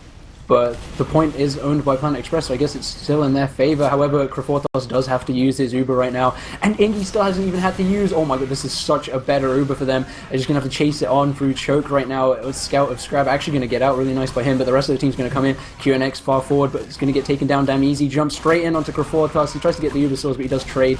Scrab's still alive. Pretty amazing by him, actually, to just get out through all of that, but this is going to be a second for Planet Express. Only Scrab and Brago remaining for Danger Dogs. Let's see if Brago can create some sort of creative little sticky trap. He's kind of actually decided to go... Okay. I don't know what he was expecting to happen there. Maybe he could get 2 of the luckiest pipes of his life and get a random medic kill, but all he does is just allow himself to get really flanked, and now you're holding last without a demo man, and this is completely... I think the fat lady's starting to warm up the boys, guys. Could it have been that bizarre pop from Kratos? It was just like the what the fuck moment on their mumble, and now they're like triggered, crumbling tilting. Here. Yeah. They're on full tilt. Sponsored by TF2Pickup.net. Danger Dogs rocking crits to middle. They know it is now or never. That is the symbol of full tilt. Just rocking that Crits Creek, seeing if they can kind of just rush in their way up, back into the game, and I guess if there's any time to have it happen. And look at the kills though coming out. This is the sort of momentum they need, and everybody's brought down so low. Oh, they are getting cleaned up though this time. Tazini does finally clean up Zoob, who was going on quite a kind of rampage there on that midpoint, and they will walk away with the middle, won't they? Planet Express actually claw their way back onto it, and they're just going to get the mid instead. QNX and Ari had 2 really nice jumps. Oh yeah, Ari's finally going to get taken down, sorry. Ari and QNX had like 2 great jumps at the start there, like they both did it, synced aggression, all that nice stuff that you hear about, and they did a bunch of damage. Krafortas tried to meet up with them and heal, but essentially he was like player 3 in terms of who's the most forward, so he got taken down. And then Dog's hand became like the Dog's bollocks and just started like tearing up towards the end and getting all the picks, and the mid eventually went the way of Planet Express. Like, it was a really good idea by Dogs, they could have capitalized, but I don't know. I think the scouts needed to come forward as well, just a little bit sooner. But that was then, and this is now, and the fight is in choke. Crits is coming up close, question mark, from Krafortas. I don't know, someone take it away, my voice hurts. Brago just surfing out there on 50 health was way ahead of his teammates. He is definitely shown some clutch potential so far in this match, but right now his team need a big clutch crits as they come in with that crutch, and managed to get 1 frag, the enemy demo man, but Brago's horribly overcommitted here, and so is Kratos, as both just get slain instantly off the back of that Uber push forward. The counter pop from Condom was strong there. They're just cleaning up these stragglers, but Cini with the Makara gets Condom with the body shot, then headshot on the damn easy. He just misses the shot. Pierre's in, it does some damage. He's going to get his 5th kill of that life, but Strab's going to take him down in the end. Sorry, Admirable. to be done. Oh, the fight's still actually going on second. Scrab's trying to take down Zoob here. He's going to get, both players going to get knocked really low. Who's going to go down? Second's actually been capped, so Dog's going to keep this pressure going. 1:30 left on the clock. It's now or never, boys. The rest of Planet Express going to be jumping through to defend the second. Scrab's going solo. Still hasn't died. This man's amazing. He's better at Kraforthos at staying alive. This is nuts. Oh, another headshot onto Tiny. Rimbo XD getting his revenge. And another one onto Scrab. This guy's the best. Hello? I think my TF2 has completely crashed and launched into orbit. It came up with a message saying you are out of memory, so take it away, guys. Don't worry about that. Planet Express are just steamrolling here onto last. And they're going to make it 6 to do here. What was turned into a close game might just end up as a total roll. Actually, only 42 seconds remaining on the clock here. GG's being called. It doesn't look like they will get that 7th round, but teams are going to roll out to middle anyway and try and pad those stats, Max. It's all about the logs. Let's take this one seriously. Scrab's going to be the first one in middle here. Great rollout by him, utilizing all of that available speed for the scout. Iku's going to try and take some fights on. Actually, Scrab is going to be the first pick there by Sheepy, who's trying to get away, hiding on this little rock. He's going to pop out onto QNX, try and shoot the medic along with all these scouts, all a million of... Oh, it's the engineers. They look the same to me. And Dogs players leave the server. It's going to be GG 6-2 the score. Wow. 4 versus 6 there on that final mid. I think that was perhaps a poor strategical decision from Dogs, but they are going to be able to make it into the playoffs anyway. Because, you know, one thing I didn't mention is that there are 4 spots in the playoffs and there are only 4 teams in this top bracket. So this is essentially just like, you know, getting your bearings on the maps, getting things ready. Getting the seeding done for the playoffs that are going to be happening next Thursday. But stay with us here on Team Fortress TV because there is a round 3 of the round robin coming up, and it's going to be Gravelpit, the moment we've all been waiting for. We're not sure what game we're going to cast. We might even jump to another game right now if it's still going. I'm going to check and see what Kraftas is doing here. They're still in a game. It'll still be that other server as well. Let's just jump straight into that. I didn't want to see the logs, Max. I am going to head back to the other STV. Ondkaja, are you with us? Yeah, sure, he says.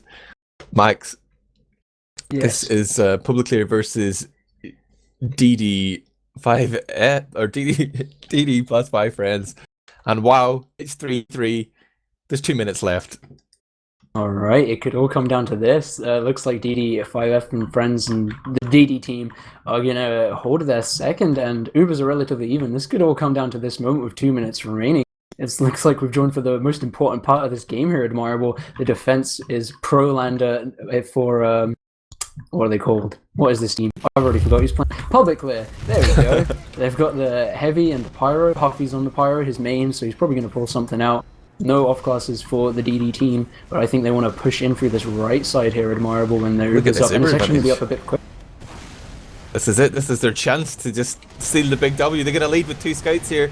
They are suspecting the Pyro and they focus him down there. It's actually DD who claims the frag from range, but the scouts didn't manage to do much damage to Denny, who's playing heavy at the minute. So as this fight progresses, he is going to be the ace up the sleeve here of Publiclir. Also the fact that Serotonin is sitting on a fat Uber charge right now. And I imagine that draws aren't okay. They're going to be a golden cap, so you know, potentially we're going to have longer than 2 minutes here, but the clock is ticking down, 1 minute 5 seconds remaining, and it's going to be DD5F taking a peek into the lobby. He has spot out Happy Cool. He just gifts a frag. Is it the reverse pick? Is he trying to induce the push here? He's going to be dead for 10 seconds. They're coming in though. Yeah, it was a pretty bad play. It looks like they're both publicly wanted to play for the clock, but it looks like Happy Cool didn't want to do that. He gives that pick away, but he should be spawning in time anyway because they're taking the time. Finally, Uber used here onto feeling AMS going down really low, but Marco is going to be the first pick from Smearite. Nice pipes, and Salmon's going to pick DD as well, so the numbers advantage is definitely in Publiclir, and all of DD5F is starting to back out right now with 27 seconds remaining. It might look like they've not finally, but they've done it. It might look like they've held, but have they? That's the real question because the heals are still up. They're going to try again on this right side, I reckon. Pipes are being spammed from Kraftas here, but Ams is actually in really far forward. That does take down Honey. Great play from him. That might just save him the game. Hobbyco wants to follow it up with his pyro play, but I don't think he's going to get anything done. Scout rushes him and he's going to take him down. Actually, this might be pretty bad. It's 2 down. Hey guys, I've just joined back. What's going on? Oh, the game is over. Okay. Both games are over. Yeah, there is going to be a golden cap though. It's not really over. We're only getting started, Turbo. Oh boy. Is that AMS back as well? Yeah. Oh boy. Your boy. Well, 3-3, that is not the result I expected. Well, then again, maybe I should have expected the other way. Publiclir did lose their last game, so it should be reasonable to think that they could possibly lose the next one as well. But it seems with AMS back, a draw is much better than a loss. Critical analysis. I know. Good job.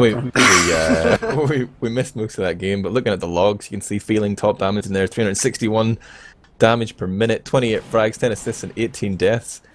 Actually beasting on pretty much every stat.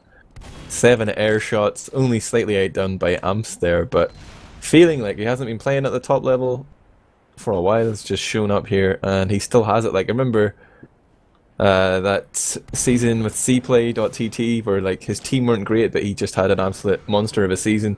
Was in so many frag clips. I'm glad to see him back, guys. That's all I'm saying. Was that the Prem C-play with Germans, or the C-play where everyone hated each other and the Prem one? Okay. Where everyone hated each other and full damage. Anyway. That's the one where Krafortos played Scout, right? Oh man. Who could Might have forget been, that yeah. season? And Bluebone demo, yeah. Bluebone feeling were absolutely insane, considering they had Kratos on Scout on their team. If only. What could have been, right? Who's e-bullying now? That's my role, man. Yeah, oh, wait, I remember you're a Prem player, you're allowed. I completely forgot. Okay, well, I guess waiting in the meantime, what do you think of Logjam, guys? I like it. Max just likes every map. Like, yeah, this is great. I love Damn it. it, have an opinion, Max. There must be something This is so you wrong not that I like. enjoy my hobby. Yeah, it seems alright. It just looks weird when we're playing around at first. Like, I'll have to play it myself, obviously, but it's produced 2 close games so far from what we've seen. Although that last one just seemed to run away from Danger Dogs, but here we are on a golden cap. That's what the fans want, right? It's at least good to spectate, huh? Do you think it beats out Coalplant that we saw earlier? I'd need more analysis.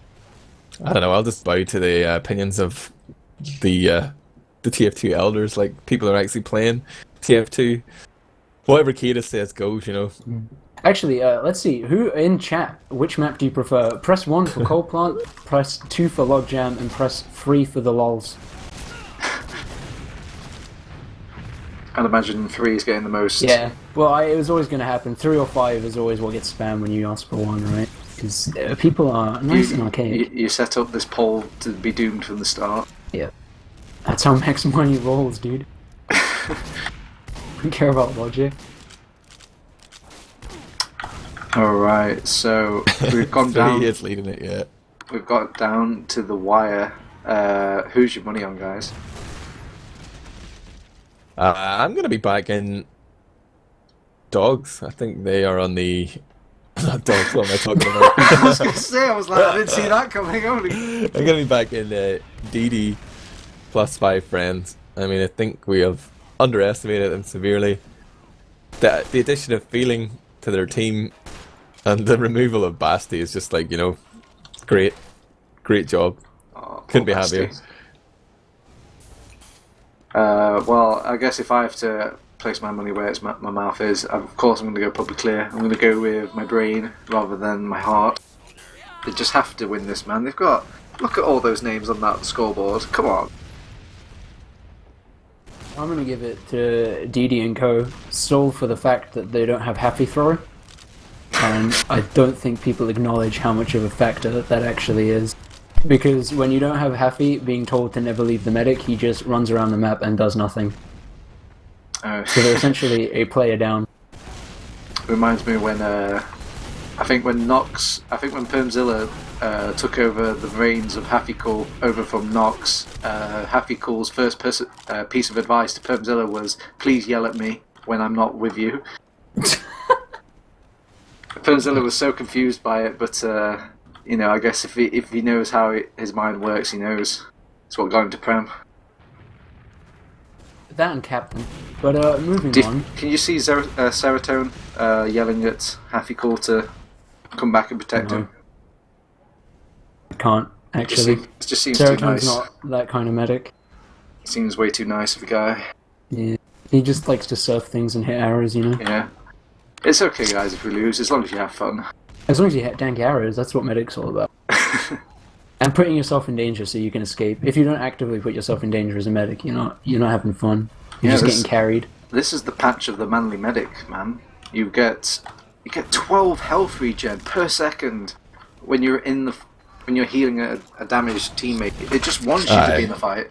Is that not if you haven't taken damage in 15 seconds? But it's still at the lowest though. It's 6 per second though. Yeah, it is good. Yeah, for sure. That's insane. But I think you're being sensationalist with your headlines, TurboTabs. Nah, man, this is going to blow the meta wide open. Viva la meta game. What did you say, Max? No. Well, I'm telling you, man, this is going to completely blow it wide open. This is just going to be all about the meta. It's about who can just like man mode the hardest. That's always been the case, though. Like, if you looked at TF2, the most successful team has always been the team that can play the most aggressively correctly. Like, always. The team that can play for the fastest is That's the best. Not true. There was a time where HRG was winning in America. That is then they got stomped on because Epsilon actually pushed off advantages. Yeah, but I'm just saying it worked for a small time in a certain region. It worked for a time at a region, but the best team in the world has always been the one that pulls off aggression the most successful. Like, always. You only have to be aggressive. When they first broke out, like, that was their thing, was that they just played really aggressive and no one was ready for it. And that's what, like, set the way. And then Epsilon came out, they had great aggression. Now it's like Furrier with their the old Furrier with their double soldier bombs and stuff like that. You only have to be aggressive until you're winning, then you can park the bus. Exactly. Also, we don't have tag bombs. It's this filthy Euro rule set playing to the clock. It brings out the worst of TF2. Oh my god. Save us, American overlords. It seems. Actually, do you honestly think that, Admirable? Which rule set would you rather have be like the global rule set, the Euro or the American? Oh, I've flip-flopped on pretty much every major issue in TF2, unlocked, etc. rule sets. At one point, I would have loved to see the NA rule set, but as a caster, I think I much prefer like ETF2L being 2 games, 30 minutes long, because it's variety and it's kind of fixed in some sense. But it's very strange that potentially a game could last for an hour, just a map and a half. I like the clock and a half as well. But I think that teams don't really play to the clock enough, or they don't like play the game with the clock in their mind until it's too late. Which I think is a good thing, because it stops it from getting so boring. Yeah, like if it was like, you know, $1 million tournament or something, like you would just go 1-0 up and then sit back and wait for a clear advantage, perhaps. Would that be the most effective way to play? Maybe we'll never find out. Is that how it's going to be in the public matchmaking games? Everyone's just going to go 1-0 up and then they're just going to be like, right, go engineer, go heavy, there's no limits, guys, we can just go super defensive. Well, we already thought about that last night, where there was like sentries being put up on process CP4 so that they couldn't push out. Yeah, I was watching that. And ondkaja, isn't he? He was the biggest culprit of that, rocking that mini sentry. Disgusting. Mini's a great dude. But yeah, it's kind of redundant or pointless to listen to all this theory crafting that's going on at the minute anyway. The most important thing is that when matchmaking comes out, even if it is terrible, that everybody just plays and plays and abuses all the things that you think are broken, because like Valve are known to work off data. If you can present them with reams and reams of data of what is broken, by using it and abusing it, the game will become more balanced and everyone wins. Yep, don't hate the player, hate the game. Just be the filthy little gimmicky person that you can be, and just abuse everything and anything. Pega's Bazooka, boys. Oh god. Well, it'll be interesting at the very least. Yeah, it's a very exciting time to be a competitive TF2 player. If you just tuned in and you're unfamiliar with this, the whole scene, maybe the easiest way to go is just head over to playcomp.tf and that is like one page with lots of information of where you can play competitive TF2. Head over to teamfortress.tv, of course. And if you're wondering what this actual competition is, we haven't mentioned in a while, it's the ETF2L Season 23 Preseason Cup.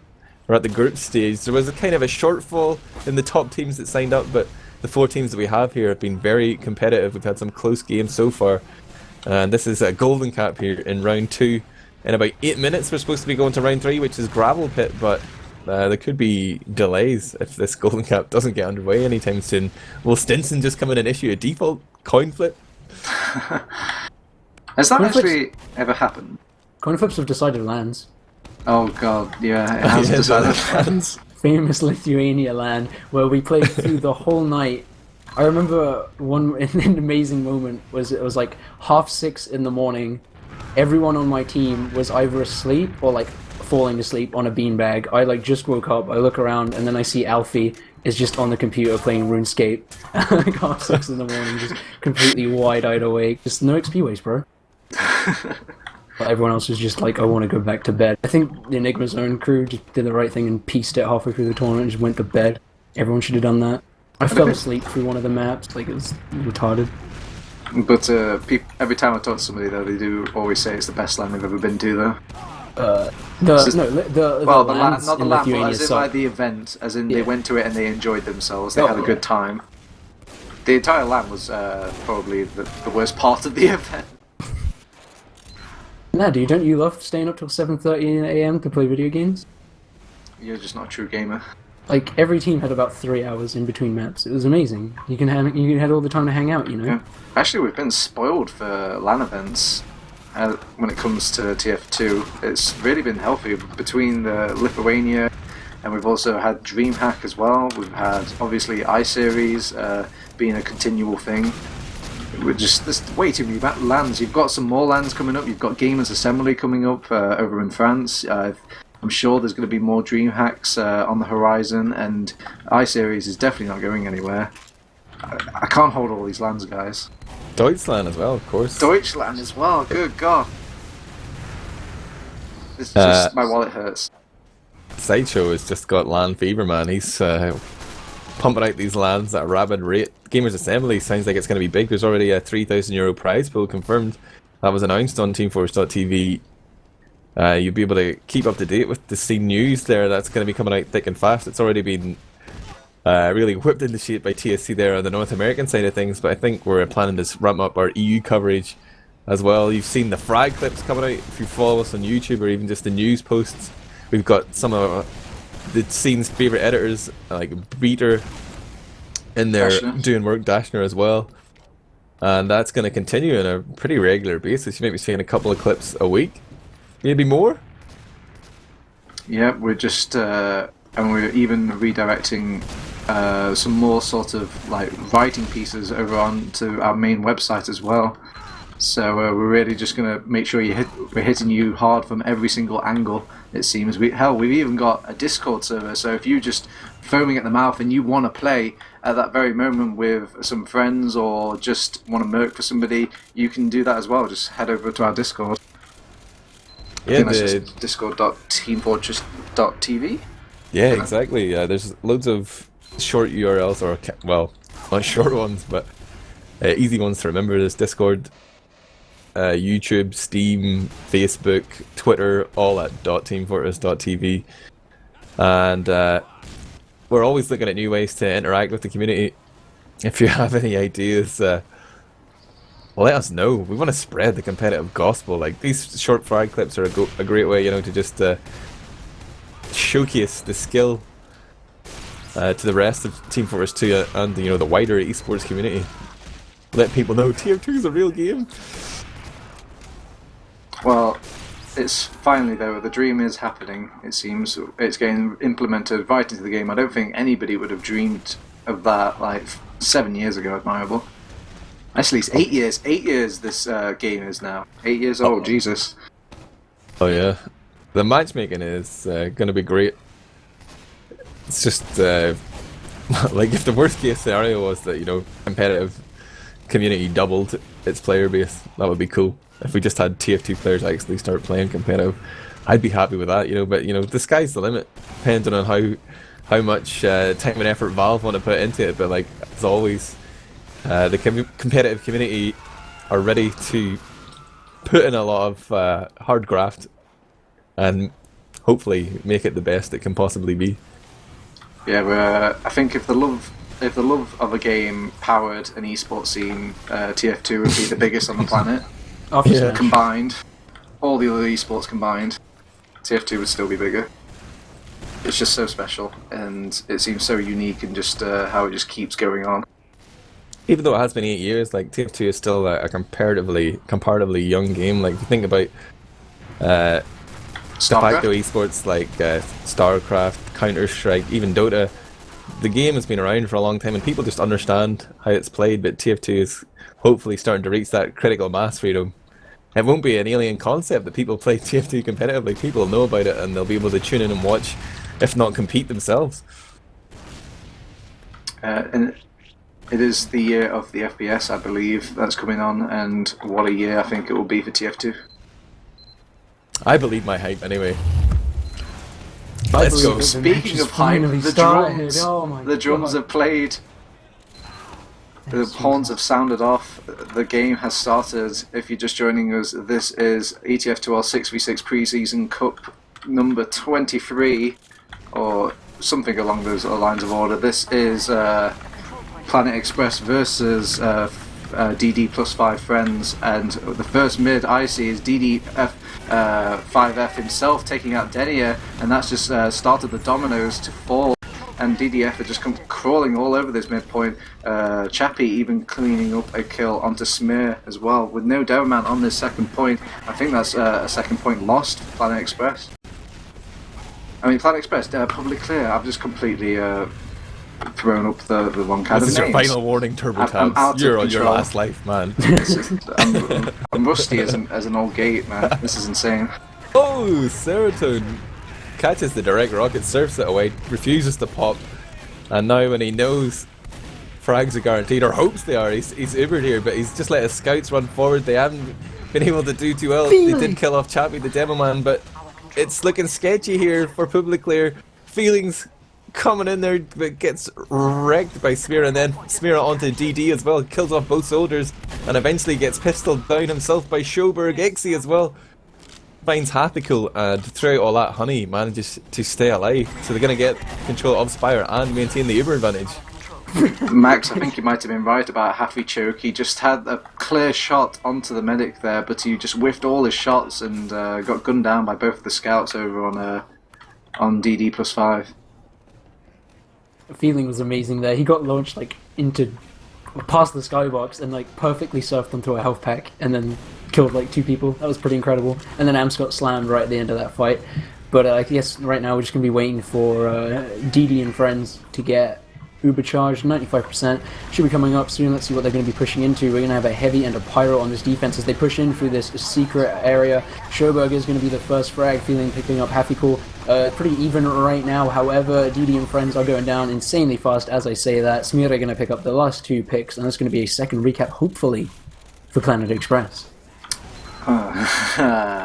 Anyway, very short-sighted coming out from Publiclir.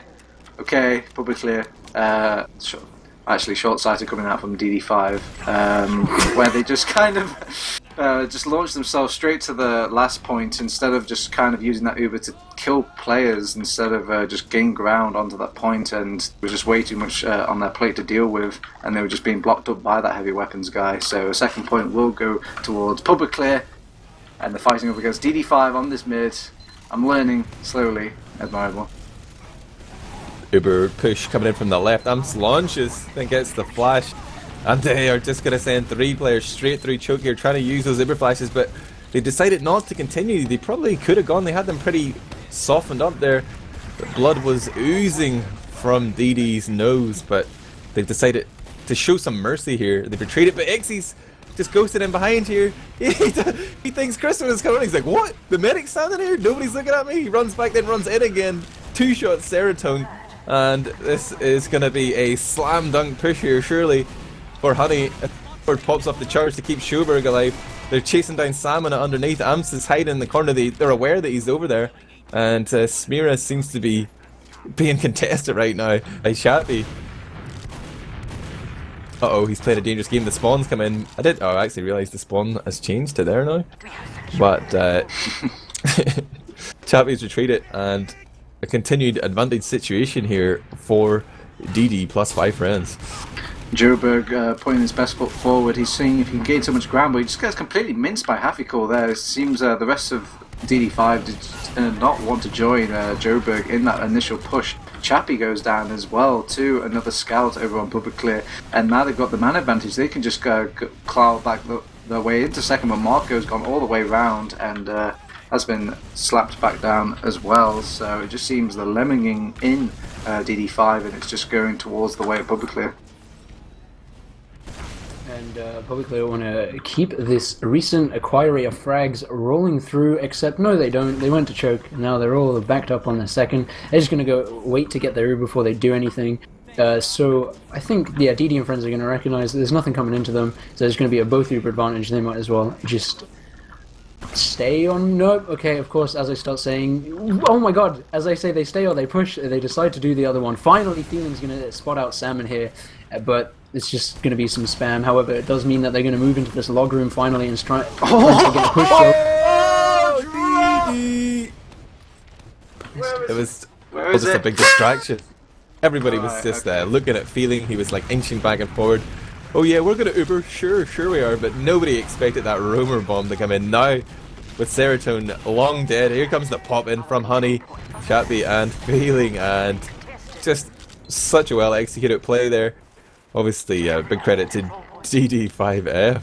F5? I forget. Did nobody see him? Like, he launched up in the sky, but it seemed like nobody was reacting to him whatsoever. They must have all just been looking at the keyboards or something. It was very strange. Well, that has just completely turned the game on its head. Now they find themselves in a situation they was before. They have an advantage, and they're going to be pushing last very, very soon. They do have a Hafikul, of course, behind, being a little pest, and they have to send a few people to deal with him. Maybe you'll even see Publiclir make use of this. They're already clambering around onto second point. It's completely free as well. Hafikul has done so much work. He's bulled back the entire team. Yeah, he got behind originally and just showed up Showbug straight away, and then just sort of stayed there for so long. But he finally gets taken down. Uber's going to be used, Feeling launch sky high, going to be trying to get onto Serotonin. One nice rocket chases him down, knocks him so low. Serotonin gets the swords, gets the health pack. He's still in it. 87% finally does go down. Oh my god, that was insane, Honey. Nice pick there. Ams launches down to 10 HP and goes straight away to the dead area thanks to Ixie Salmon. Getting these frags, trying to be the king over the Spire right now. Everyone's at such low health except for Showberg and Denia. It's pretty much on them to see if they can do anything. DD5F and Happy are going to trade behind there. Well, my god, there are players just about everywhere, but it's going to be all in the advantage of DD and friends. Feeling's going to get the final pick onto Salmon there, and this should cue a last-ish push, or at least a lobby hold. It's very risky, but they decided to go with it anyway with just 2 players left. This is quite the risk, but the AMS does get taken out in very easy fashion. You actually see Joburg shooting the stickies off the point. He manages to get so much cap time, and look at the rest of Publiclir just flood onto that point to block it, and Feeling was taken out during all that little shenanigans. Marco found himself in. He's almost got a kill onto the medic, but couldn't quite finish him off, and again, another desperate little last push coming out from DD5, and another I guess well-executed defense coming out from Publiclir. I'm really surprised to see like these risky plays coming through in a golden cap. Normally you don't really see stuff like this. It's normally just wait for Uber and then push in, see what happens off that. But these teams are really going for it. Like this fight on second right now, players keep jumping forward, and Feeling's going to get the first pick onto Denia there. He is knocked down pretty low. Can he get finished off? He's still alive. He's still alive! The Uber used from Serotonin to save some of his plays. They're 3 down.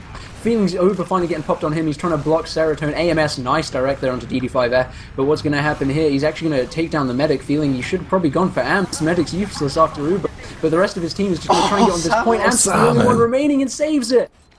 Wow, what a set of rockets. I thought that was it. It was over, but in their, again, desperation to win, both of the players occupy the same space at the last point and just get cleaned up by the same splash damage.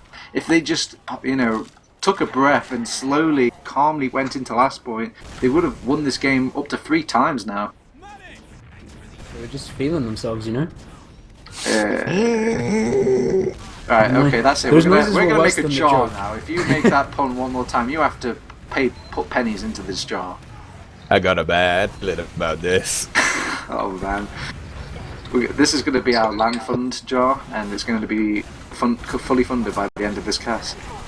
Alright, they're Funded by me. pushing into this midpoint. DD5 finds himself on top of the medic yet again, but Serotonin with the fancy little surfs away from DD5. AMS cleans up the kill, and they clean up the midpoint. They've got, well actually it's a kind of an even Uber advantage for both teams right now, so maybe finally there's going to be some stalemate going on this golden cap. Maybe not. It does look like the Planet Express want to take this Planet Express Publiclir. See, Jesus, it's a pretty easy mistake to make, isn't it? it's all the P's and B's. I'm just not ready. Exactly. Bringing But, you guys. AMS Happy 1v1. Oh my god, stop the presses. This is a thing we need to address. AMS has actually got him with the Uber though. He was the first one to pop, and you could see Honey and Feeling and trying to kind of get into make use of their own Uber that they had to pop defensively. But good god, they're being minced at this choke point. They just found that that fine line of going too far, and now finally the DD5 a huge wraparound comes into play and does actually clean up that last few players. It's Denia versus Marco. Marco versus Denia, and Marco will be the one that wins out on that 1v1. Can he even get some cap time on mid as well? Yeah, the rest of his team's going to be spawning up as well. Smire is going to try and contest him, but I don't think he's really going to get past this choke point. His team is coming up close to him now, but the numbers advantage is definitely there for DD team. But Amps is going to be trying to jump in straight away, destroys Schoberg there, and they're going to keep it rolling. Ixie's going to avoid all that damage as he leaves. However, the rest of his team are all the way in this log room, and they realize they've got to get out before they can get spammed hard. But Publicly want to keep this rolling through the choke. Amps jumps in really deep there, but he's getting knocked down so low and gets taken down by Feeling there, and that's probably going to reset the situation.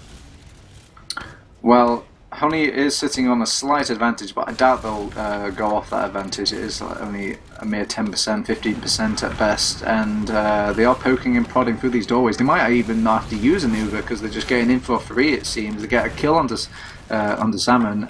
Marco does get down in the trade. They even get a kill onto Denia as well. I think that's the mark of Happy's on the back cap. Yeah, but they blocked this with the Uber. Happy's got the back cap. He's completely outwitted them. Who's the one-dimensional scout now? He's gone back to last. He just has to 1v1 Marco, and he can win the entire round. He's getting some nice, good meat shot to start it off, but Marco wins out the rest of the Happy fight. choke.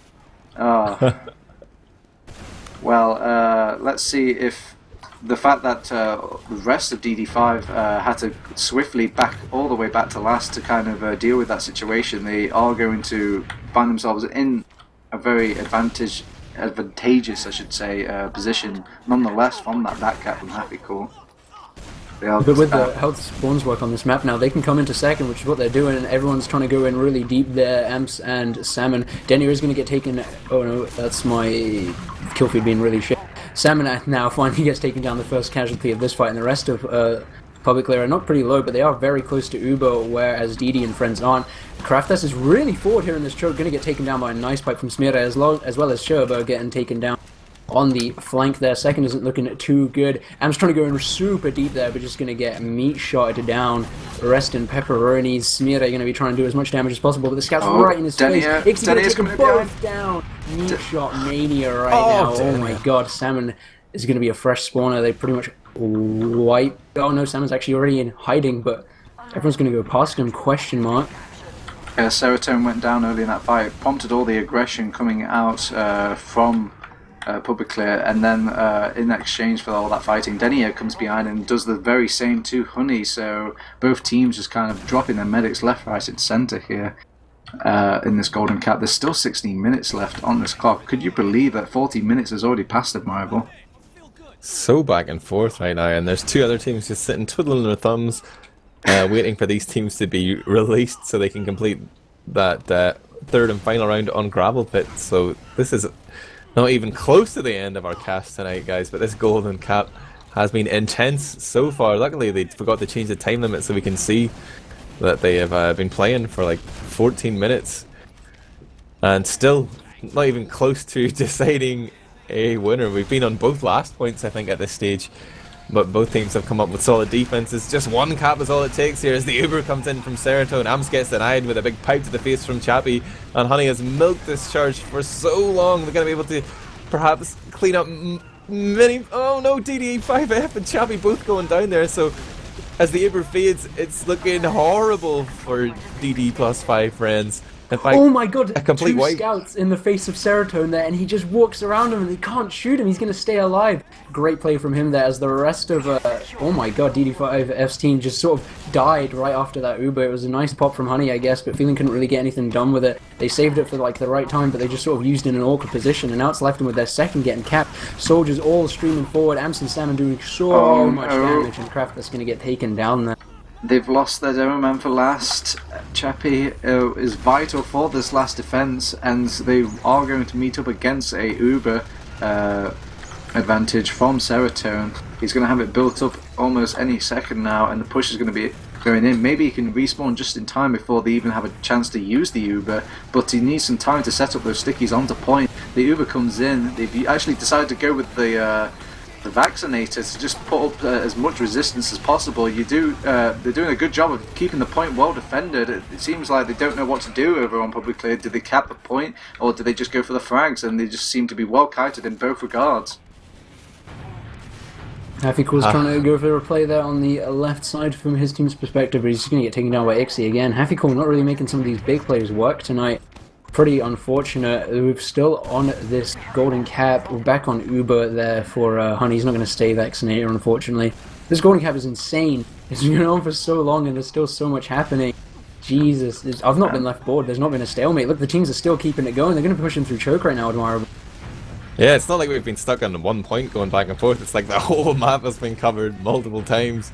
Right now, DD and his 5 friends are trying to see if they want to push into middle, but they've decided against it. This new position that I'm still standing on in that telegraph pole looks particularly annoying to play against.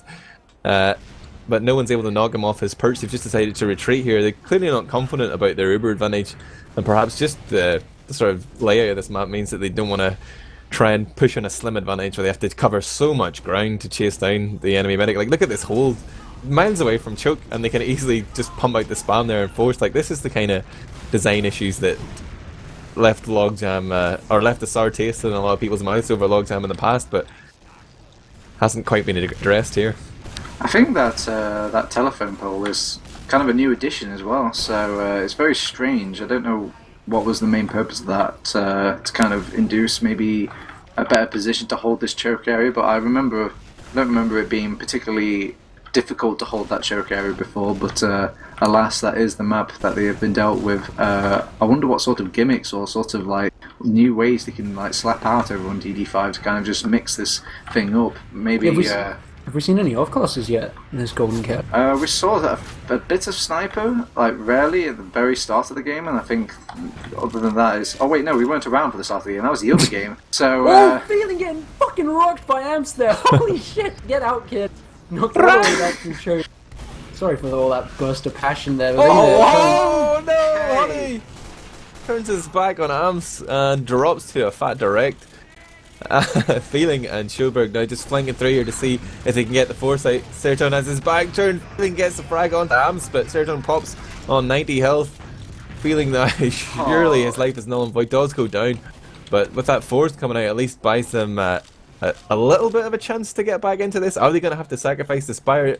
We are just waiting for the arrival of Honeybadger in the lobby here, and he's starting to buff up, but they're not in position here. They can't safely hold here. DD's thinking of going in. He's gonna do huge balls, this guy. Wow!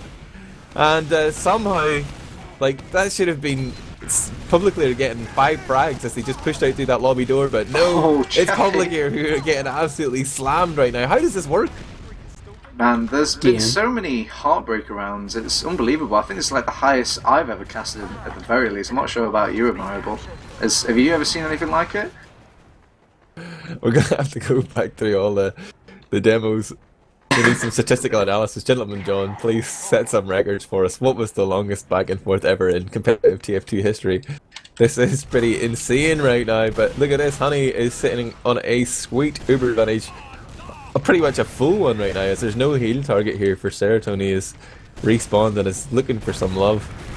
Oh, Salmon's been caught out by feeling and he's been picked off. Maybe this is the kill that's finally going to pave the way into this last push. They've got 100% Uber advantage, but we've been in this situation so many times before. Feeling goes in, and now they have to deal with Pyro. They've dealt with him, but it took some time. They've got Serotonin though, that's a huge pick. They've got the heavy, they're finally going to do it. DD5, they've done it. The round is over. We can count our blessings. No more. Do we have to deal with Logjam? So much for so little. This is incredible. The underdog of the bracket, the top bracket, are just kicking ass and taking names here as they managed to squeeze out Publiclir there, who had AMS this time. Not like when they had that scrub Josh in the first map. Come at me, you free state fuck. Wow, the e-bully.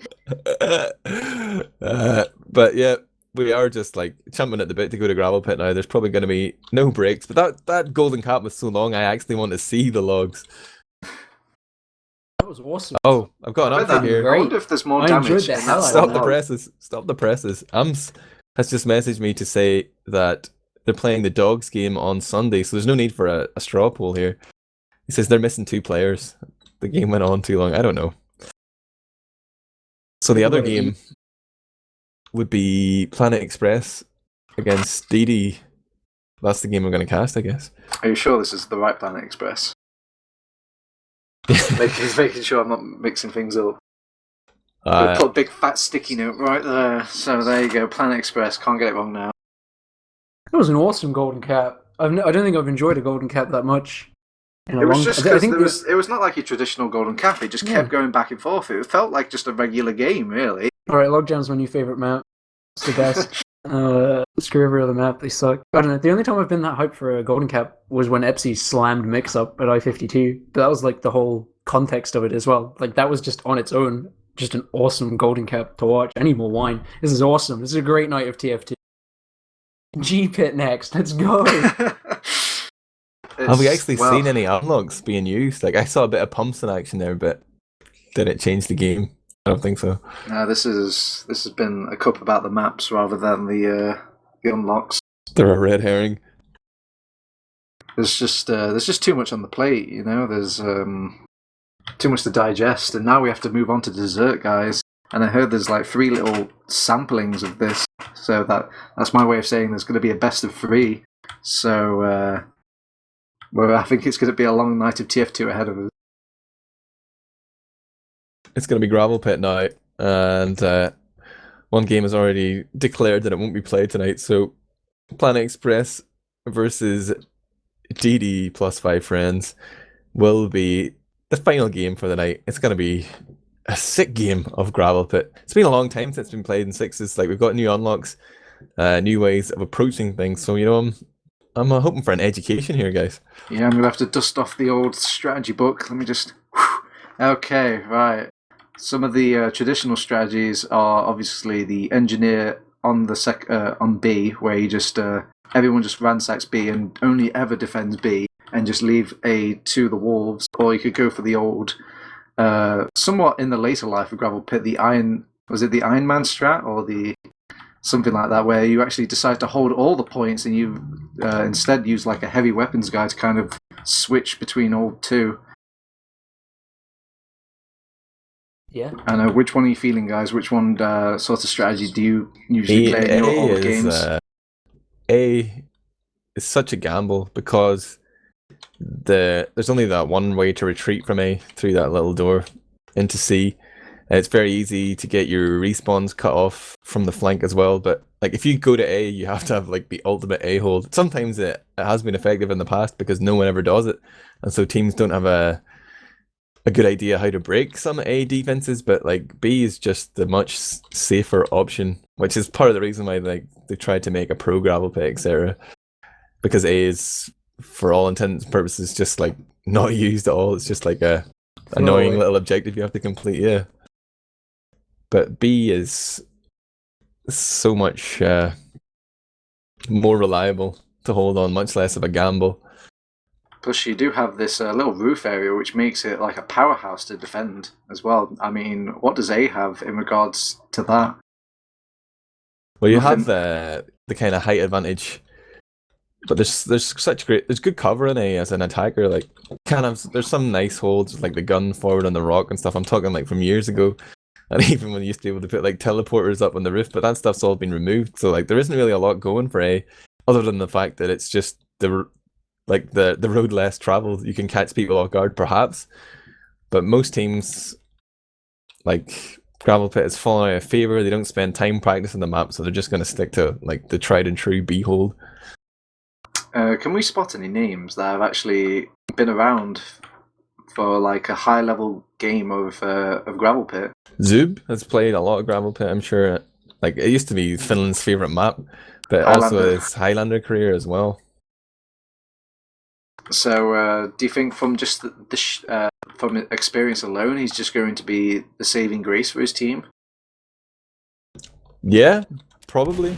Like, he doesn't say much at the best of times, but if he can, find his words Met down and keep the team in check. I'm sure Kratos probably. Oh wow, I'm getting my teams mixed up again.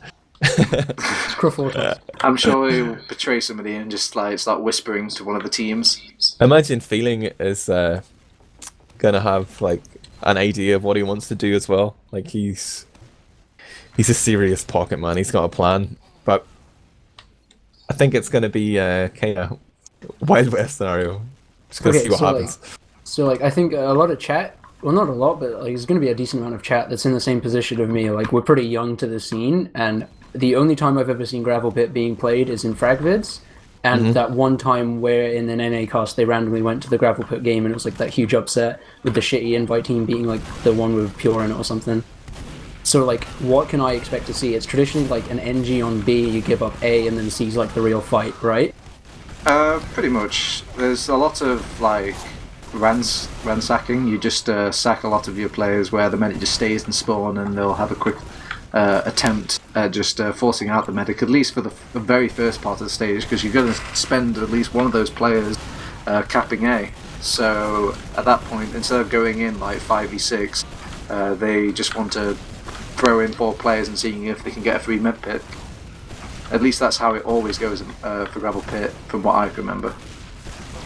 Yeah, there's kind of that dead time whilst you cap A, so a lot of teams will send in half their team on a suicide wave. You might see a spy at the start, but usually, it's bombing soldiers going in, trying to get the medic to pop or drop, whilst you send like a scout or 2 to A, and that's something that some teams will exploit as well. Like, they might put up a slight defense on A to like slow down those scouts, because it's all about the time you set here. It's the stopwatch, so any seconds you can buy that don't put your B hold up at a big risk are worth doing. But at the start of the round, you're going to see the demo man holding the door here on B. It's probably going to be like a lot of spam put on there, so like it's hard for the attacking team to force their way out of there in the first place, and then once they've created that space, they start trying to send in those suiciding players. So if they can take the Uber or the gun down, or both, like, that's the best case scenario for the attackers. But they're just rolling the dice to see what can happen at the start, at least. But there's a lot of developments that have gone on over the course of history, or the course of like Gravelpit history. Like, teams used to hold around their gun, but then around that oil patch kind of area, but then they were like, well, this doesn't make sense. So like, a lot of combos started to hold up top between C and B, because the C push is actually a really strong way to break the B defense if you come around behind them. So teams would just start holding there and trades, and then you'd have to come in with your attacking team, not any doors, which is really tough. So, like, you see a lot of fights going on around that tires area up top, like for hours about Gravelpit, man. But let's see how much these teams know about it. And plus, you can also call out these buffs as well. It's like a little game of poker, because if you know that, hey, if you do that sort of defense where they think they can make the C push, you can out predict that and just have a sniper in your spawn where you're sniping and taking pod shots at people trying to push C. It's literally more of a game of like meta and strategy, and like a chess game, if anything. Than and if if you like one team started holding at the top of B on top of the ramp, well, suddenly the rock is like wide open. You can sometimes just walk a sniper in there and dome the medic from range. There's some very specific roles that have to be covered. Like people need to be watching certain areas and certain doors, and if that one person goes down, then that's how the defenses like start to unravel. Like that's why teams, or a lot of teams, kind of disliked it, or the best teams were the best because they were so well drilled. Very punishing map, like Turbine, like some of these maps that have fallen out of favour. And don't see anyone burst into tears, man. It can be very stressful. Yeah, it is one of the. If you're losing on Gravelpit, it is one of the worst feelings in the world. It's just, I've never felt so hopeless than playing a game of Gravelpit when you feel like you're just not hitting your timings or these pushes like you should be, and you're just seeing that clock tick away even longer, or even worse, you don't even cap B at all, and you have to do the exact same of what they done to you. So we're in setup time here, guys. We have gone live. This is round 3 of ETF2L Season 23 Preseason Cup. We're only in the group stage. It's a round robin of 4 teams, and there are 4 spots in the playoffs. So it's basically just for seeding and to get a food for the maps. And we've seen some great games tonight, but right now it is DD plus 5 friends. The team who we rate it as probably the worst team, been upsetting all around them, are now looking to claim another 3 points here against Planet Express. Have you seen that the new sort of little balances for TF2 have come into play, and the fact that both teams built an Uber so quickly in the setup time, they just playfully popped it and then that's something they could have built it up again. Exploited that. They could actually run in with Chris Pop it and put crit stickies all over the door, then go back and build an Uber and still have it up in time. But how would you change your medigun? No, as the attacker, just run back to kill yourself or run back. Like you can do either. Alright, well, MDM strats, man. It seems all of Planet Express have played it very, very safe here and just decided to. No NG? Yeah, they've just sent everybody to the A point to cap it, as well as a team. Just hold hands, have a quick little chat. And, actually, they've decided to rotate some players over from DD5 over onto the C cap, defending from this A door. Interesting. And Feeling actually shows himself. That's something I don't agree with. I think waiting there with the heals, like in case they wanted to push through C and they could have met him, would have been really good. Maybe have like the demo man like a little bit more back, and then Feeling could just jump through really quick if they decide to go for the standard B push, which it looks like is what they're doing now. But that's just a guesstimate. Let's see. It looks like they want to go through this really far left area here. Yeah, nobody's watching it though. Not a single eye. They've all just flooded in for 3. This is almost unheard of it on a map like Gravelpit. They've just completely entered in for 3. They don't even have to pop to get onto the cap point.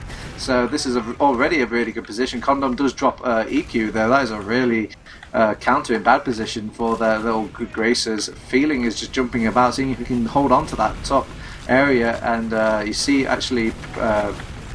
Piers seeing if he can get his way in there, but you see the positioning is just completely held up the defense for DD plus 5. Even damn easy on Sniper going down there. What do you think of that push, Admirable? Yeah, it's a little bit unorthodox. They're just treating it like a Koth map, essentially, playing off those Uber trades, and like very important. It's what happens after the Uber, especially the attackers. Like it is. Grind to push here. You can't expect every push to be super successful, but now they're going to lead in with Zoom jumping up top. Condom's dropped down actually. You need to keep in mind, Honey's got his Uber, and they've used that out, and they decided to commit Condom instead and really dedicate those heals. But look how boxed up they are.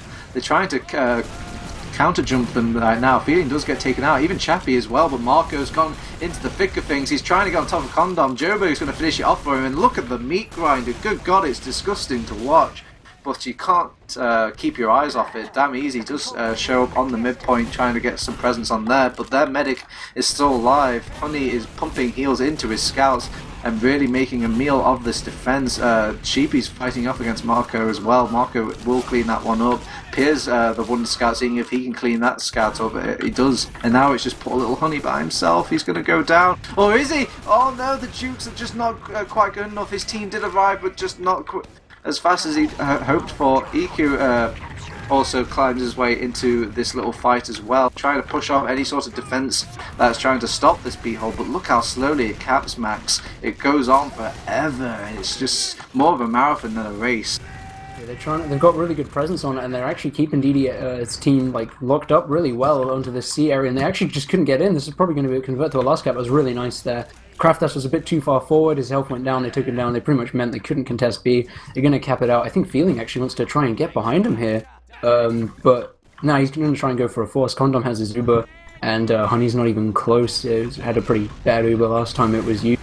It looks like Planet Express want to come in here right now. Uber's going to be used on Zoob. He's going to be jumping up high. He's getting good damage onto Schoberg there. Feeling tries to counter jump him. He's going to take a rocket himself. The cap has been started there by Damn Easy. He's going to get a pick on to Feeling there. Sentry gets taken down. The defense not looking too good. They're capping C extremely quickly. Times 2, times 4, and it's going to be a cap. That was insane. That was so quick. That is a quick round of Gravelpit.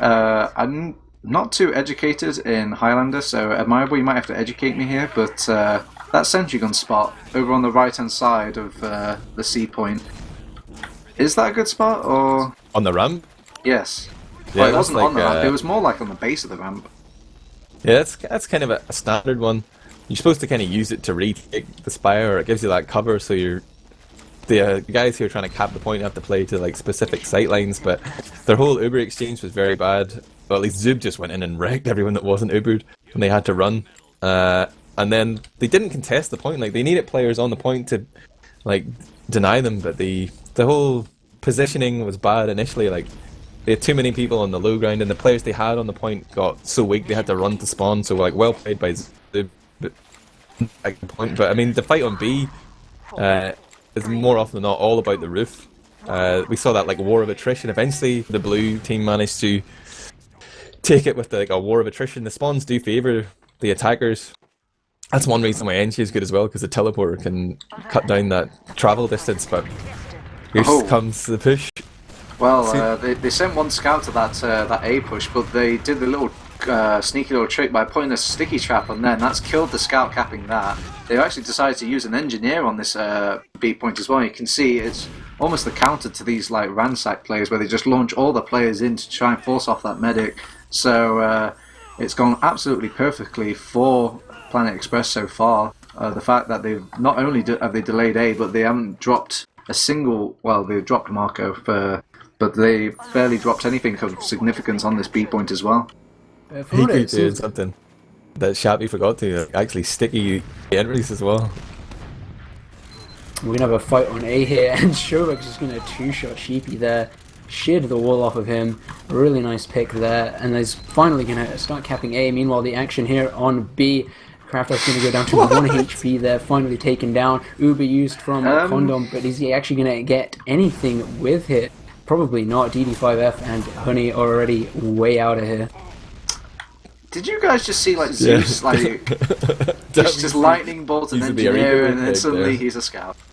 Okay, well, I forgot. It's the gun so easily there. It's the gun to a push that didn't even have a medic in it, and they got the foresight. Like, that was just pretty terrible. That's just poor positioning. They don't know the idea of what, like, they've heard that they probably have to have a sentry gun on this shadow side, but they don't know what it's for. They need to realise they need to look at that left-hand side. They can't just stand around the sentry gun. That's what its job is to do, to protect that rough area. Everyone does not need to stand there. Well, DD5 are abusing that fact. It looks like they've locked down B in a similar sort of time as Planet Express, but Planet Express are fighting back. They haven't rotated any players round to this to the number 2 door, and now they're just pushing out with this Uber, seeing if they can reclaim this B point. Another little fun tidbit about B is that it's very easy to reclaim back from an enemy attack as well, compared to A. Feeling try to drop down from the roof there and does actually find himself some picks, but B eventually is actually going to end up being held by DD and friends. I have a feeling like one of the biggest problems for them was, by them I mean DD's team, that they kind of just gave up too much ground. Like, they wanted to let them take the ground, and then they wanted to just fight it back, but they took too long to fight it back, so they just ended up giving way too much room, and it's like the exact opposite is happening now. Like, whenever they try to take ground, what they call Planet Express are like actually fighting for it, and it ends up giving them like a good lead. Like right now, B is being capped, both teams are trying to spam each other, but I think they're actually going to go for a block here. Zoop's trying to rain down his damage. Him and Feeling, is anyone going to try and go in? Damn, Easy's going for a huge bomb right now. He's going to try and get some good damage onto Feeling. Frags are starting to go the way of Planet Express as well, actually. And oh my god, everyone from them just dies. Honey's up there with 70%, he's finally going to die. DD5F did get a nice little, not even a bomb, it was just kind of walked on top of him from the roof area, and that has evened that out in that regard. But, you know, it's all for naught, because Honey also went down during that little push as well, so I don't think there's going to be any sort of little play from it. And there's only 20 seconds left on the clock. I don't think there's any sort of chance that they can claw this back now. The first round will go towards Planet Express. Yeah, definitely in dead time right now. It's just not possible to cap that, and it's been pretty solid defense, but it was already like a pretty sick time they had set anyway. But this is that depression I was talking about. Everyone's just like, oh man, you know you can't do it. It's just so difficult, and you just have to play in such a weird way, and you just lose all the motivation. And then you have to play another round of Gravelpit, and at that point you just like want to end. You don't want to play TF2 anymore. You're done. Best of 3, of course. So we will be seeing at least one more attack and defense coming out from each team here, and hopefully they've learned some lessons. I mean, what we saw from Planet Express was kind of a more traditional style, but still a lot left to be desired here from an old hand. That was just a warm-up. Yeah, this is I'm sure there's a lot of Highlander players watching this like, what are they doing? Do you not understand Gravelpit? And then they see air shots, so like, whoa, I've never seen those before. I wish we had good soldiers.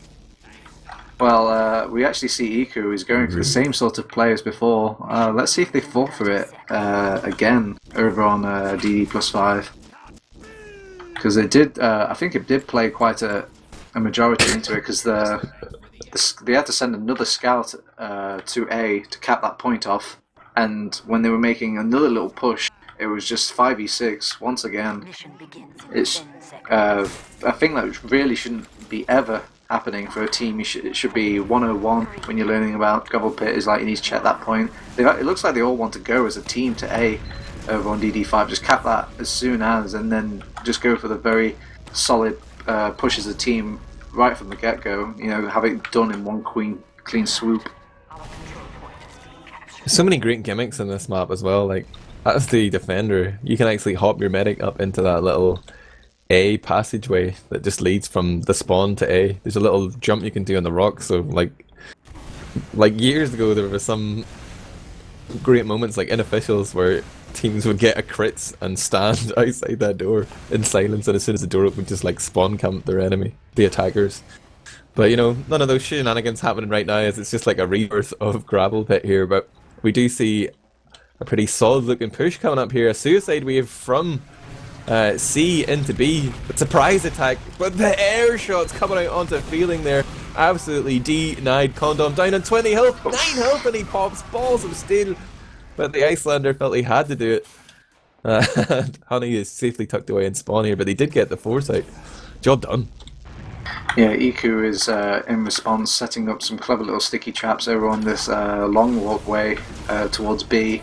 But it looks like they don't have any interest in pushing that whatsoever. They want to go all the way from C side. This is a very good play, because they're not going to see this coming whatsoever. Damn easy. Even though, wait, no, they decide to send some players instead from the complete other direction from the A tunnel, and seeing if they can get on top of this point here. They again didn't see that coming. They're kind of devoid against that sniper. That sniper didn't really have a say in whatsoever in that. The pop has gone off there for Honey. I don't know what that pop was for, but alright.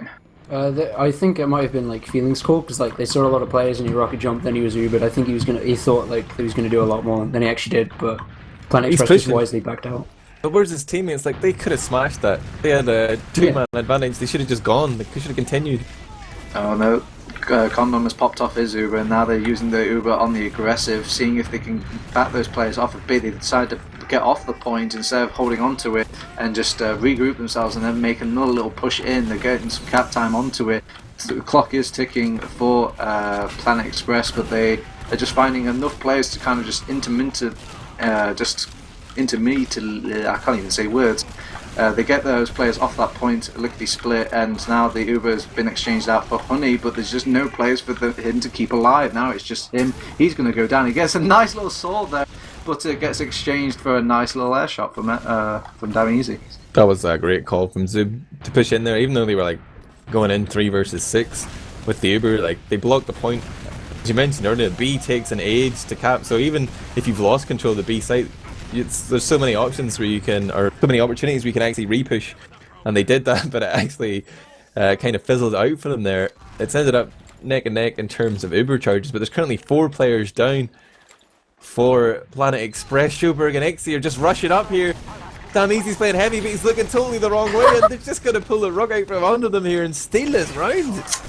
Yeah, this is the first situation that we've seen, at least of this generation, I suppose, where you spend so many resources trying to defend B, and it gets capped off, and then you've got absolutely no resources for C. You need to keep in mind that C is like a glorified last point. If you spend everybody trying to block a second point and everyone dies during that, your last point is practically just been capped for you.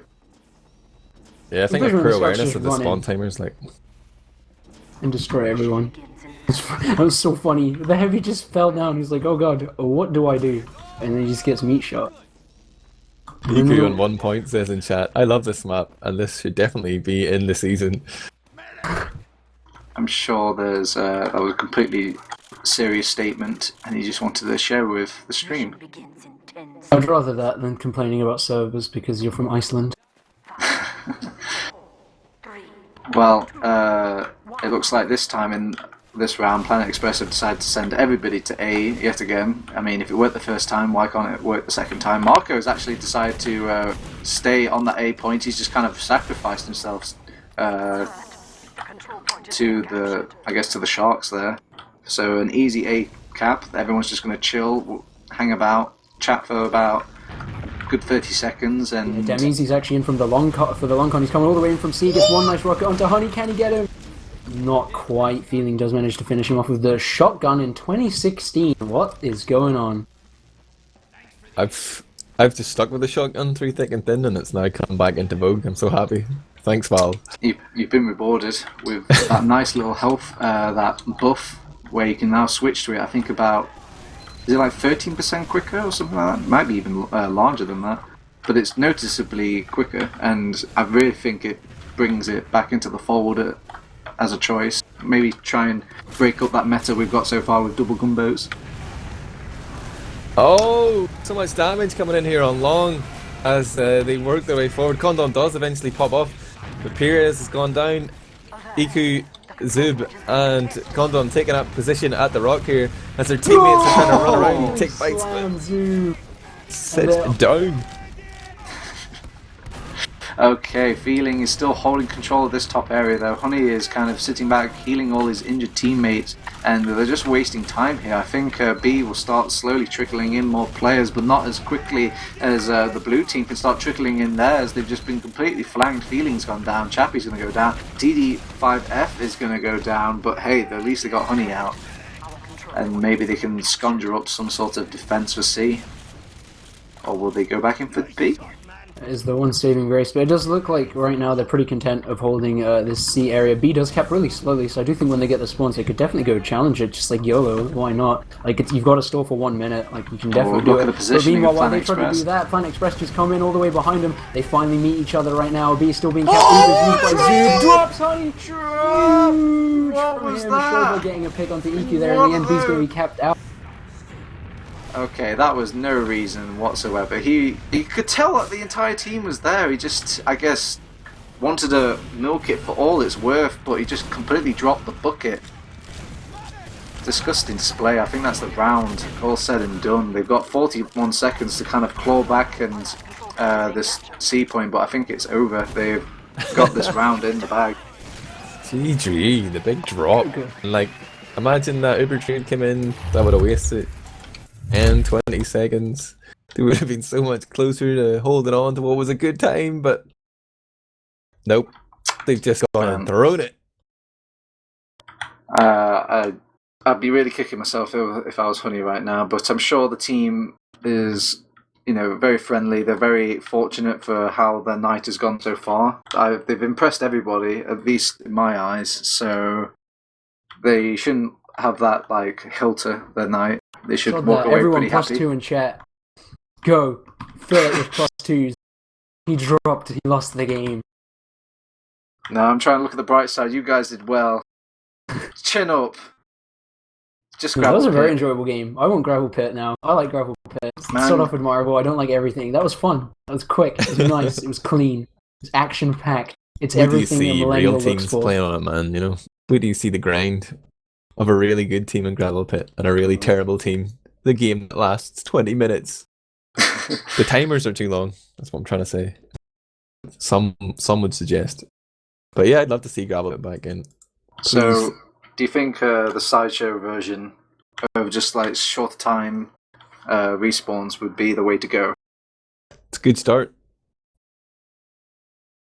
But you saw how exciting that was. We saw a variety of classes. I mean, I just feel like I'm not the right caster for it. I feel like this map has so much potential in it to just be analysed and broken down. I'd love to hear a cast from Kato or something, just breaking down every sort of opportunity or little thing that you could just abuse in this map. Yeah, and the team comms aspect of it as well. It's a real communication map.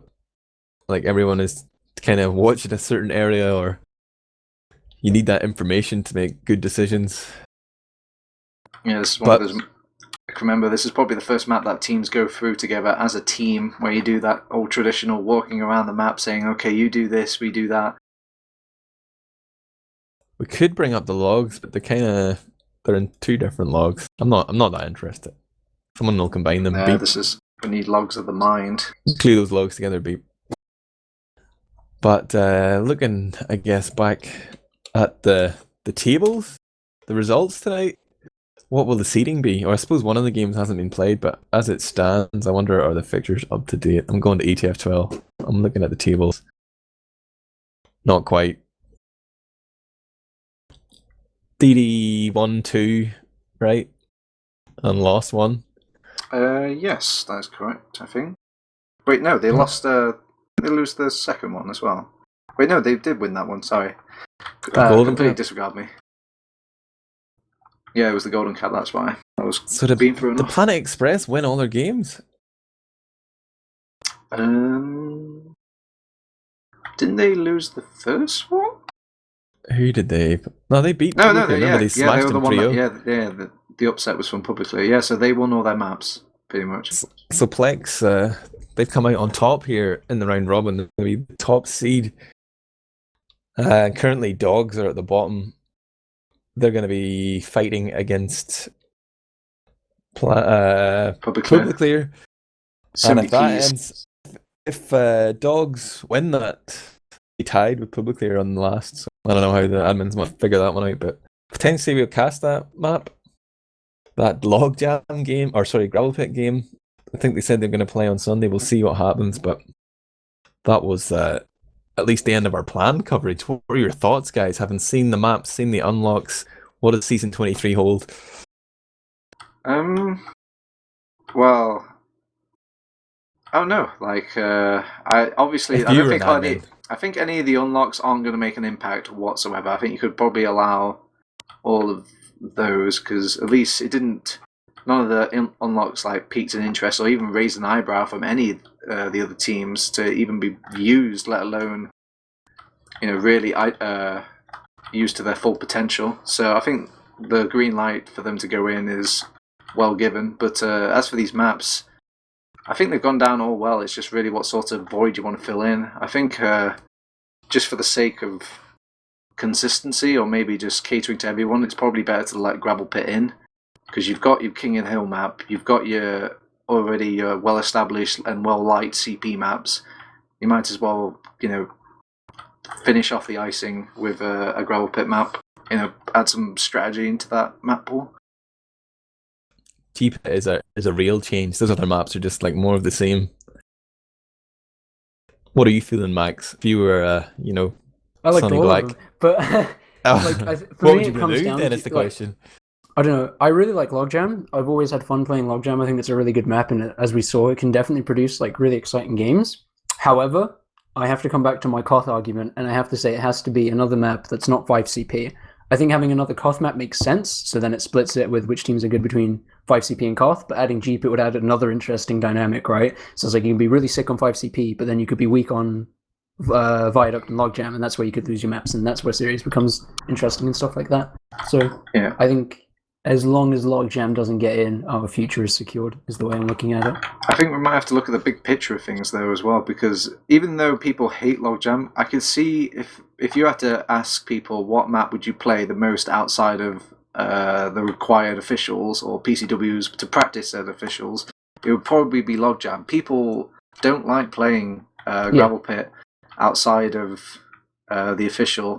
It's just a very team-centered map, so obviously the outcome is that people aren't going to play it in any like TF2 Center or any of these pickup games or whatever, or double mixers. I think that's like a big thing. The reason we've shied away from the non-5CP maps traditionally is like it still stands with Viaduct. Like no one wants to mix on the non-5CP maps because they're just poorly structured for it. Like you need too much coordination, which is like a good thing for teams, but when you're playing the game mostly for fun, let's be real, right now for TF2, it's like you play for pride and for fun. Those are the two main things. So if 5CP is really fun and you can just play it with all your friends whenever, why not play that? So it's like if we're sticking with that, I think knock out Viaduct, put in Logjam. But if we really want TF2's future and we want all these cool, interesting strats and teams to really take it seriously, I think we need to just include like a variety of game types and just like nut up and shut up and just put the work in and become something great and just mix on the 5CP maps. Who cares? It's a mix. It doesn't mean anything, you know?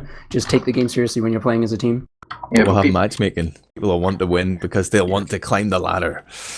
Yeah, and plus, if you get these different game types, people might think you're spreading the game way too thin. Like, if you just find your like sort of game type that works really well within the game, why keep changing to all these different game types? As long as you have like different flavors of that one game type, like surely that's where your variety is going to come from.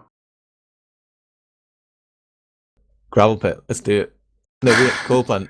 Wait, I don't know. Which one do I shoot? Okay, well maybe we should just gut out the entire current map pool and just throw all these maps in.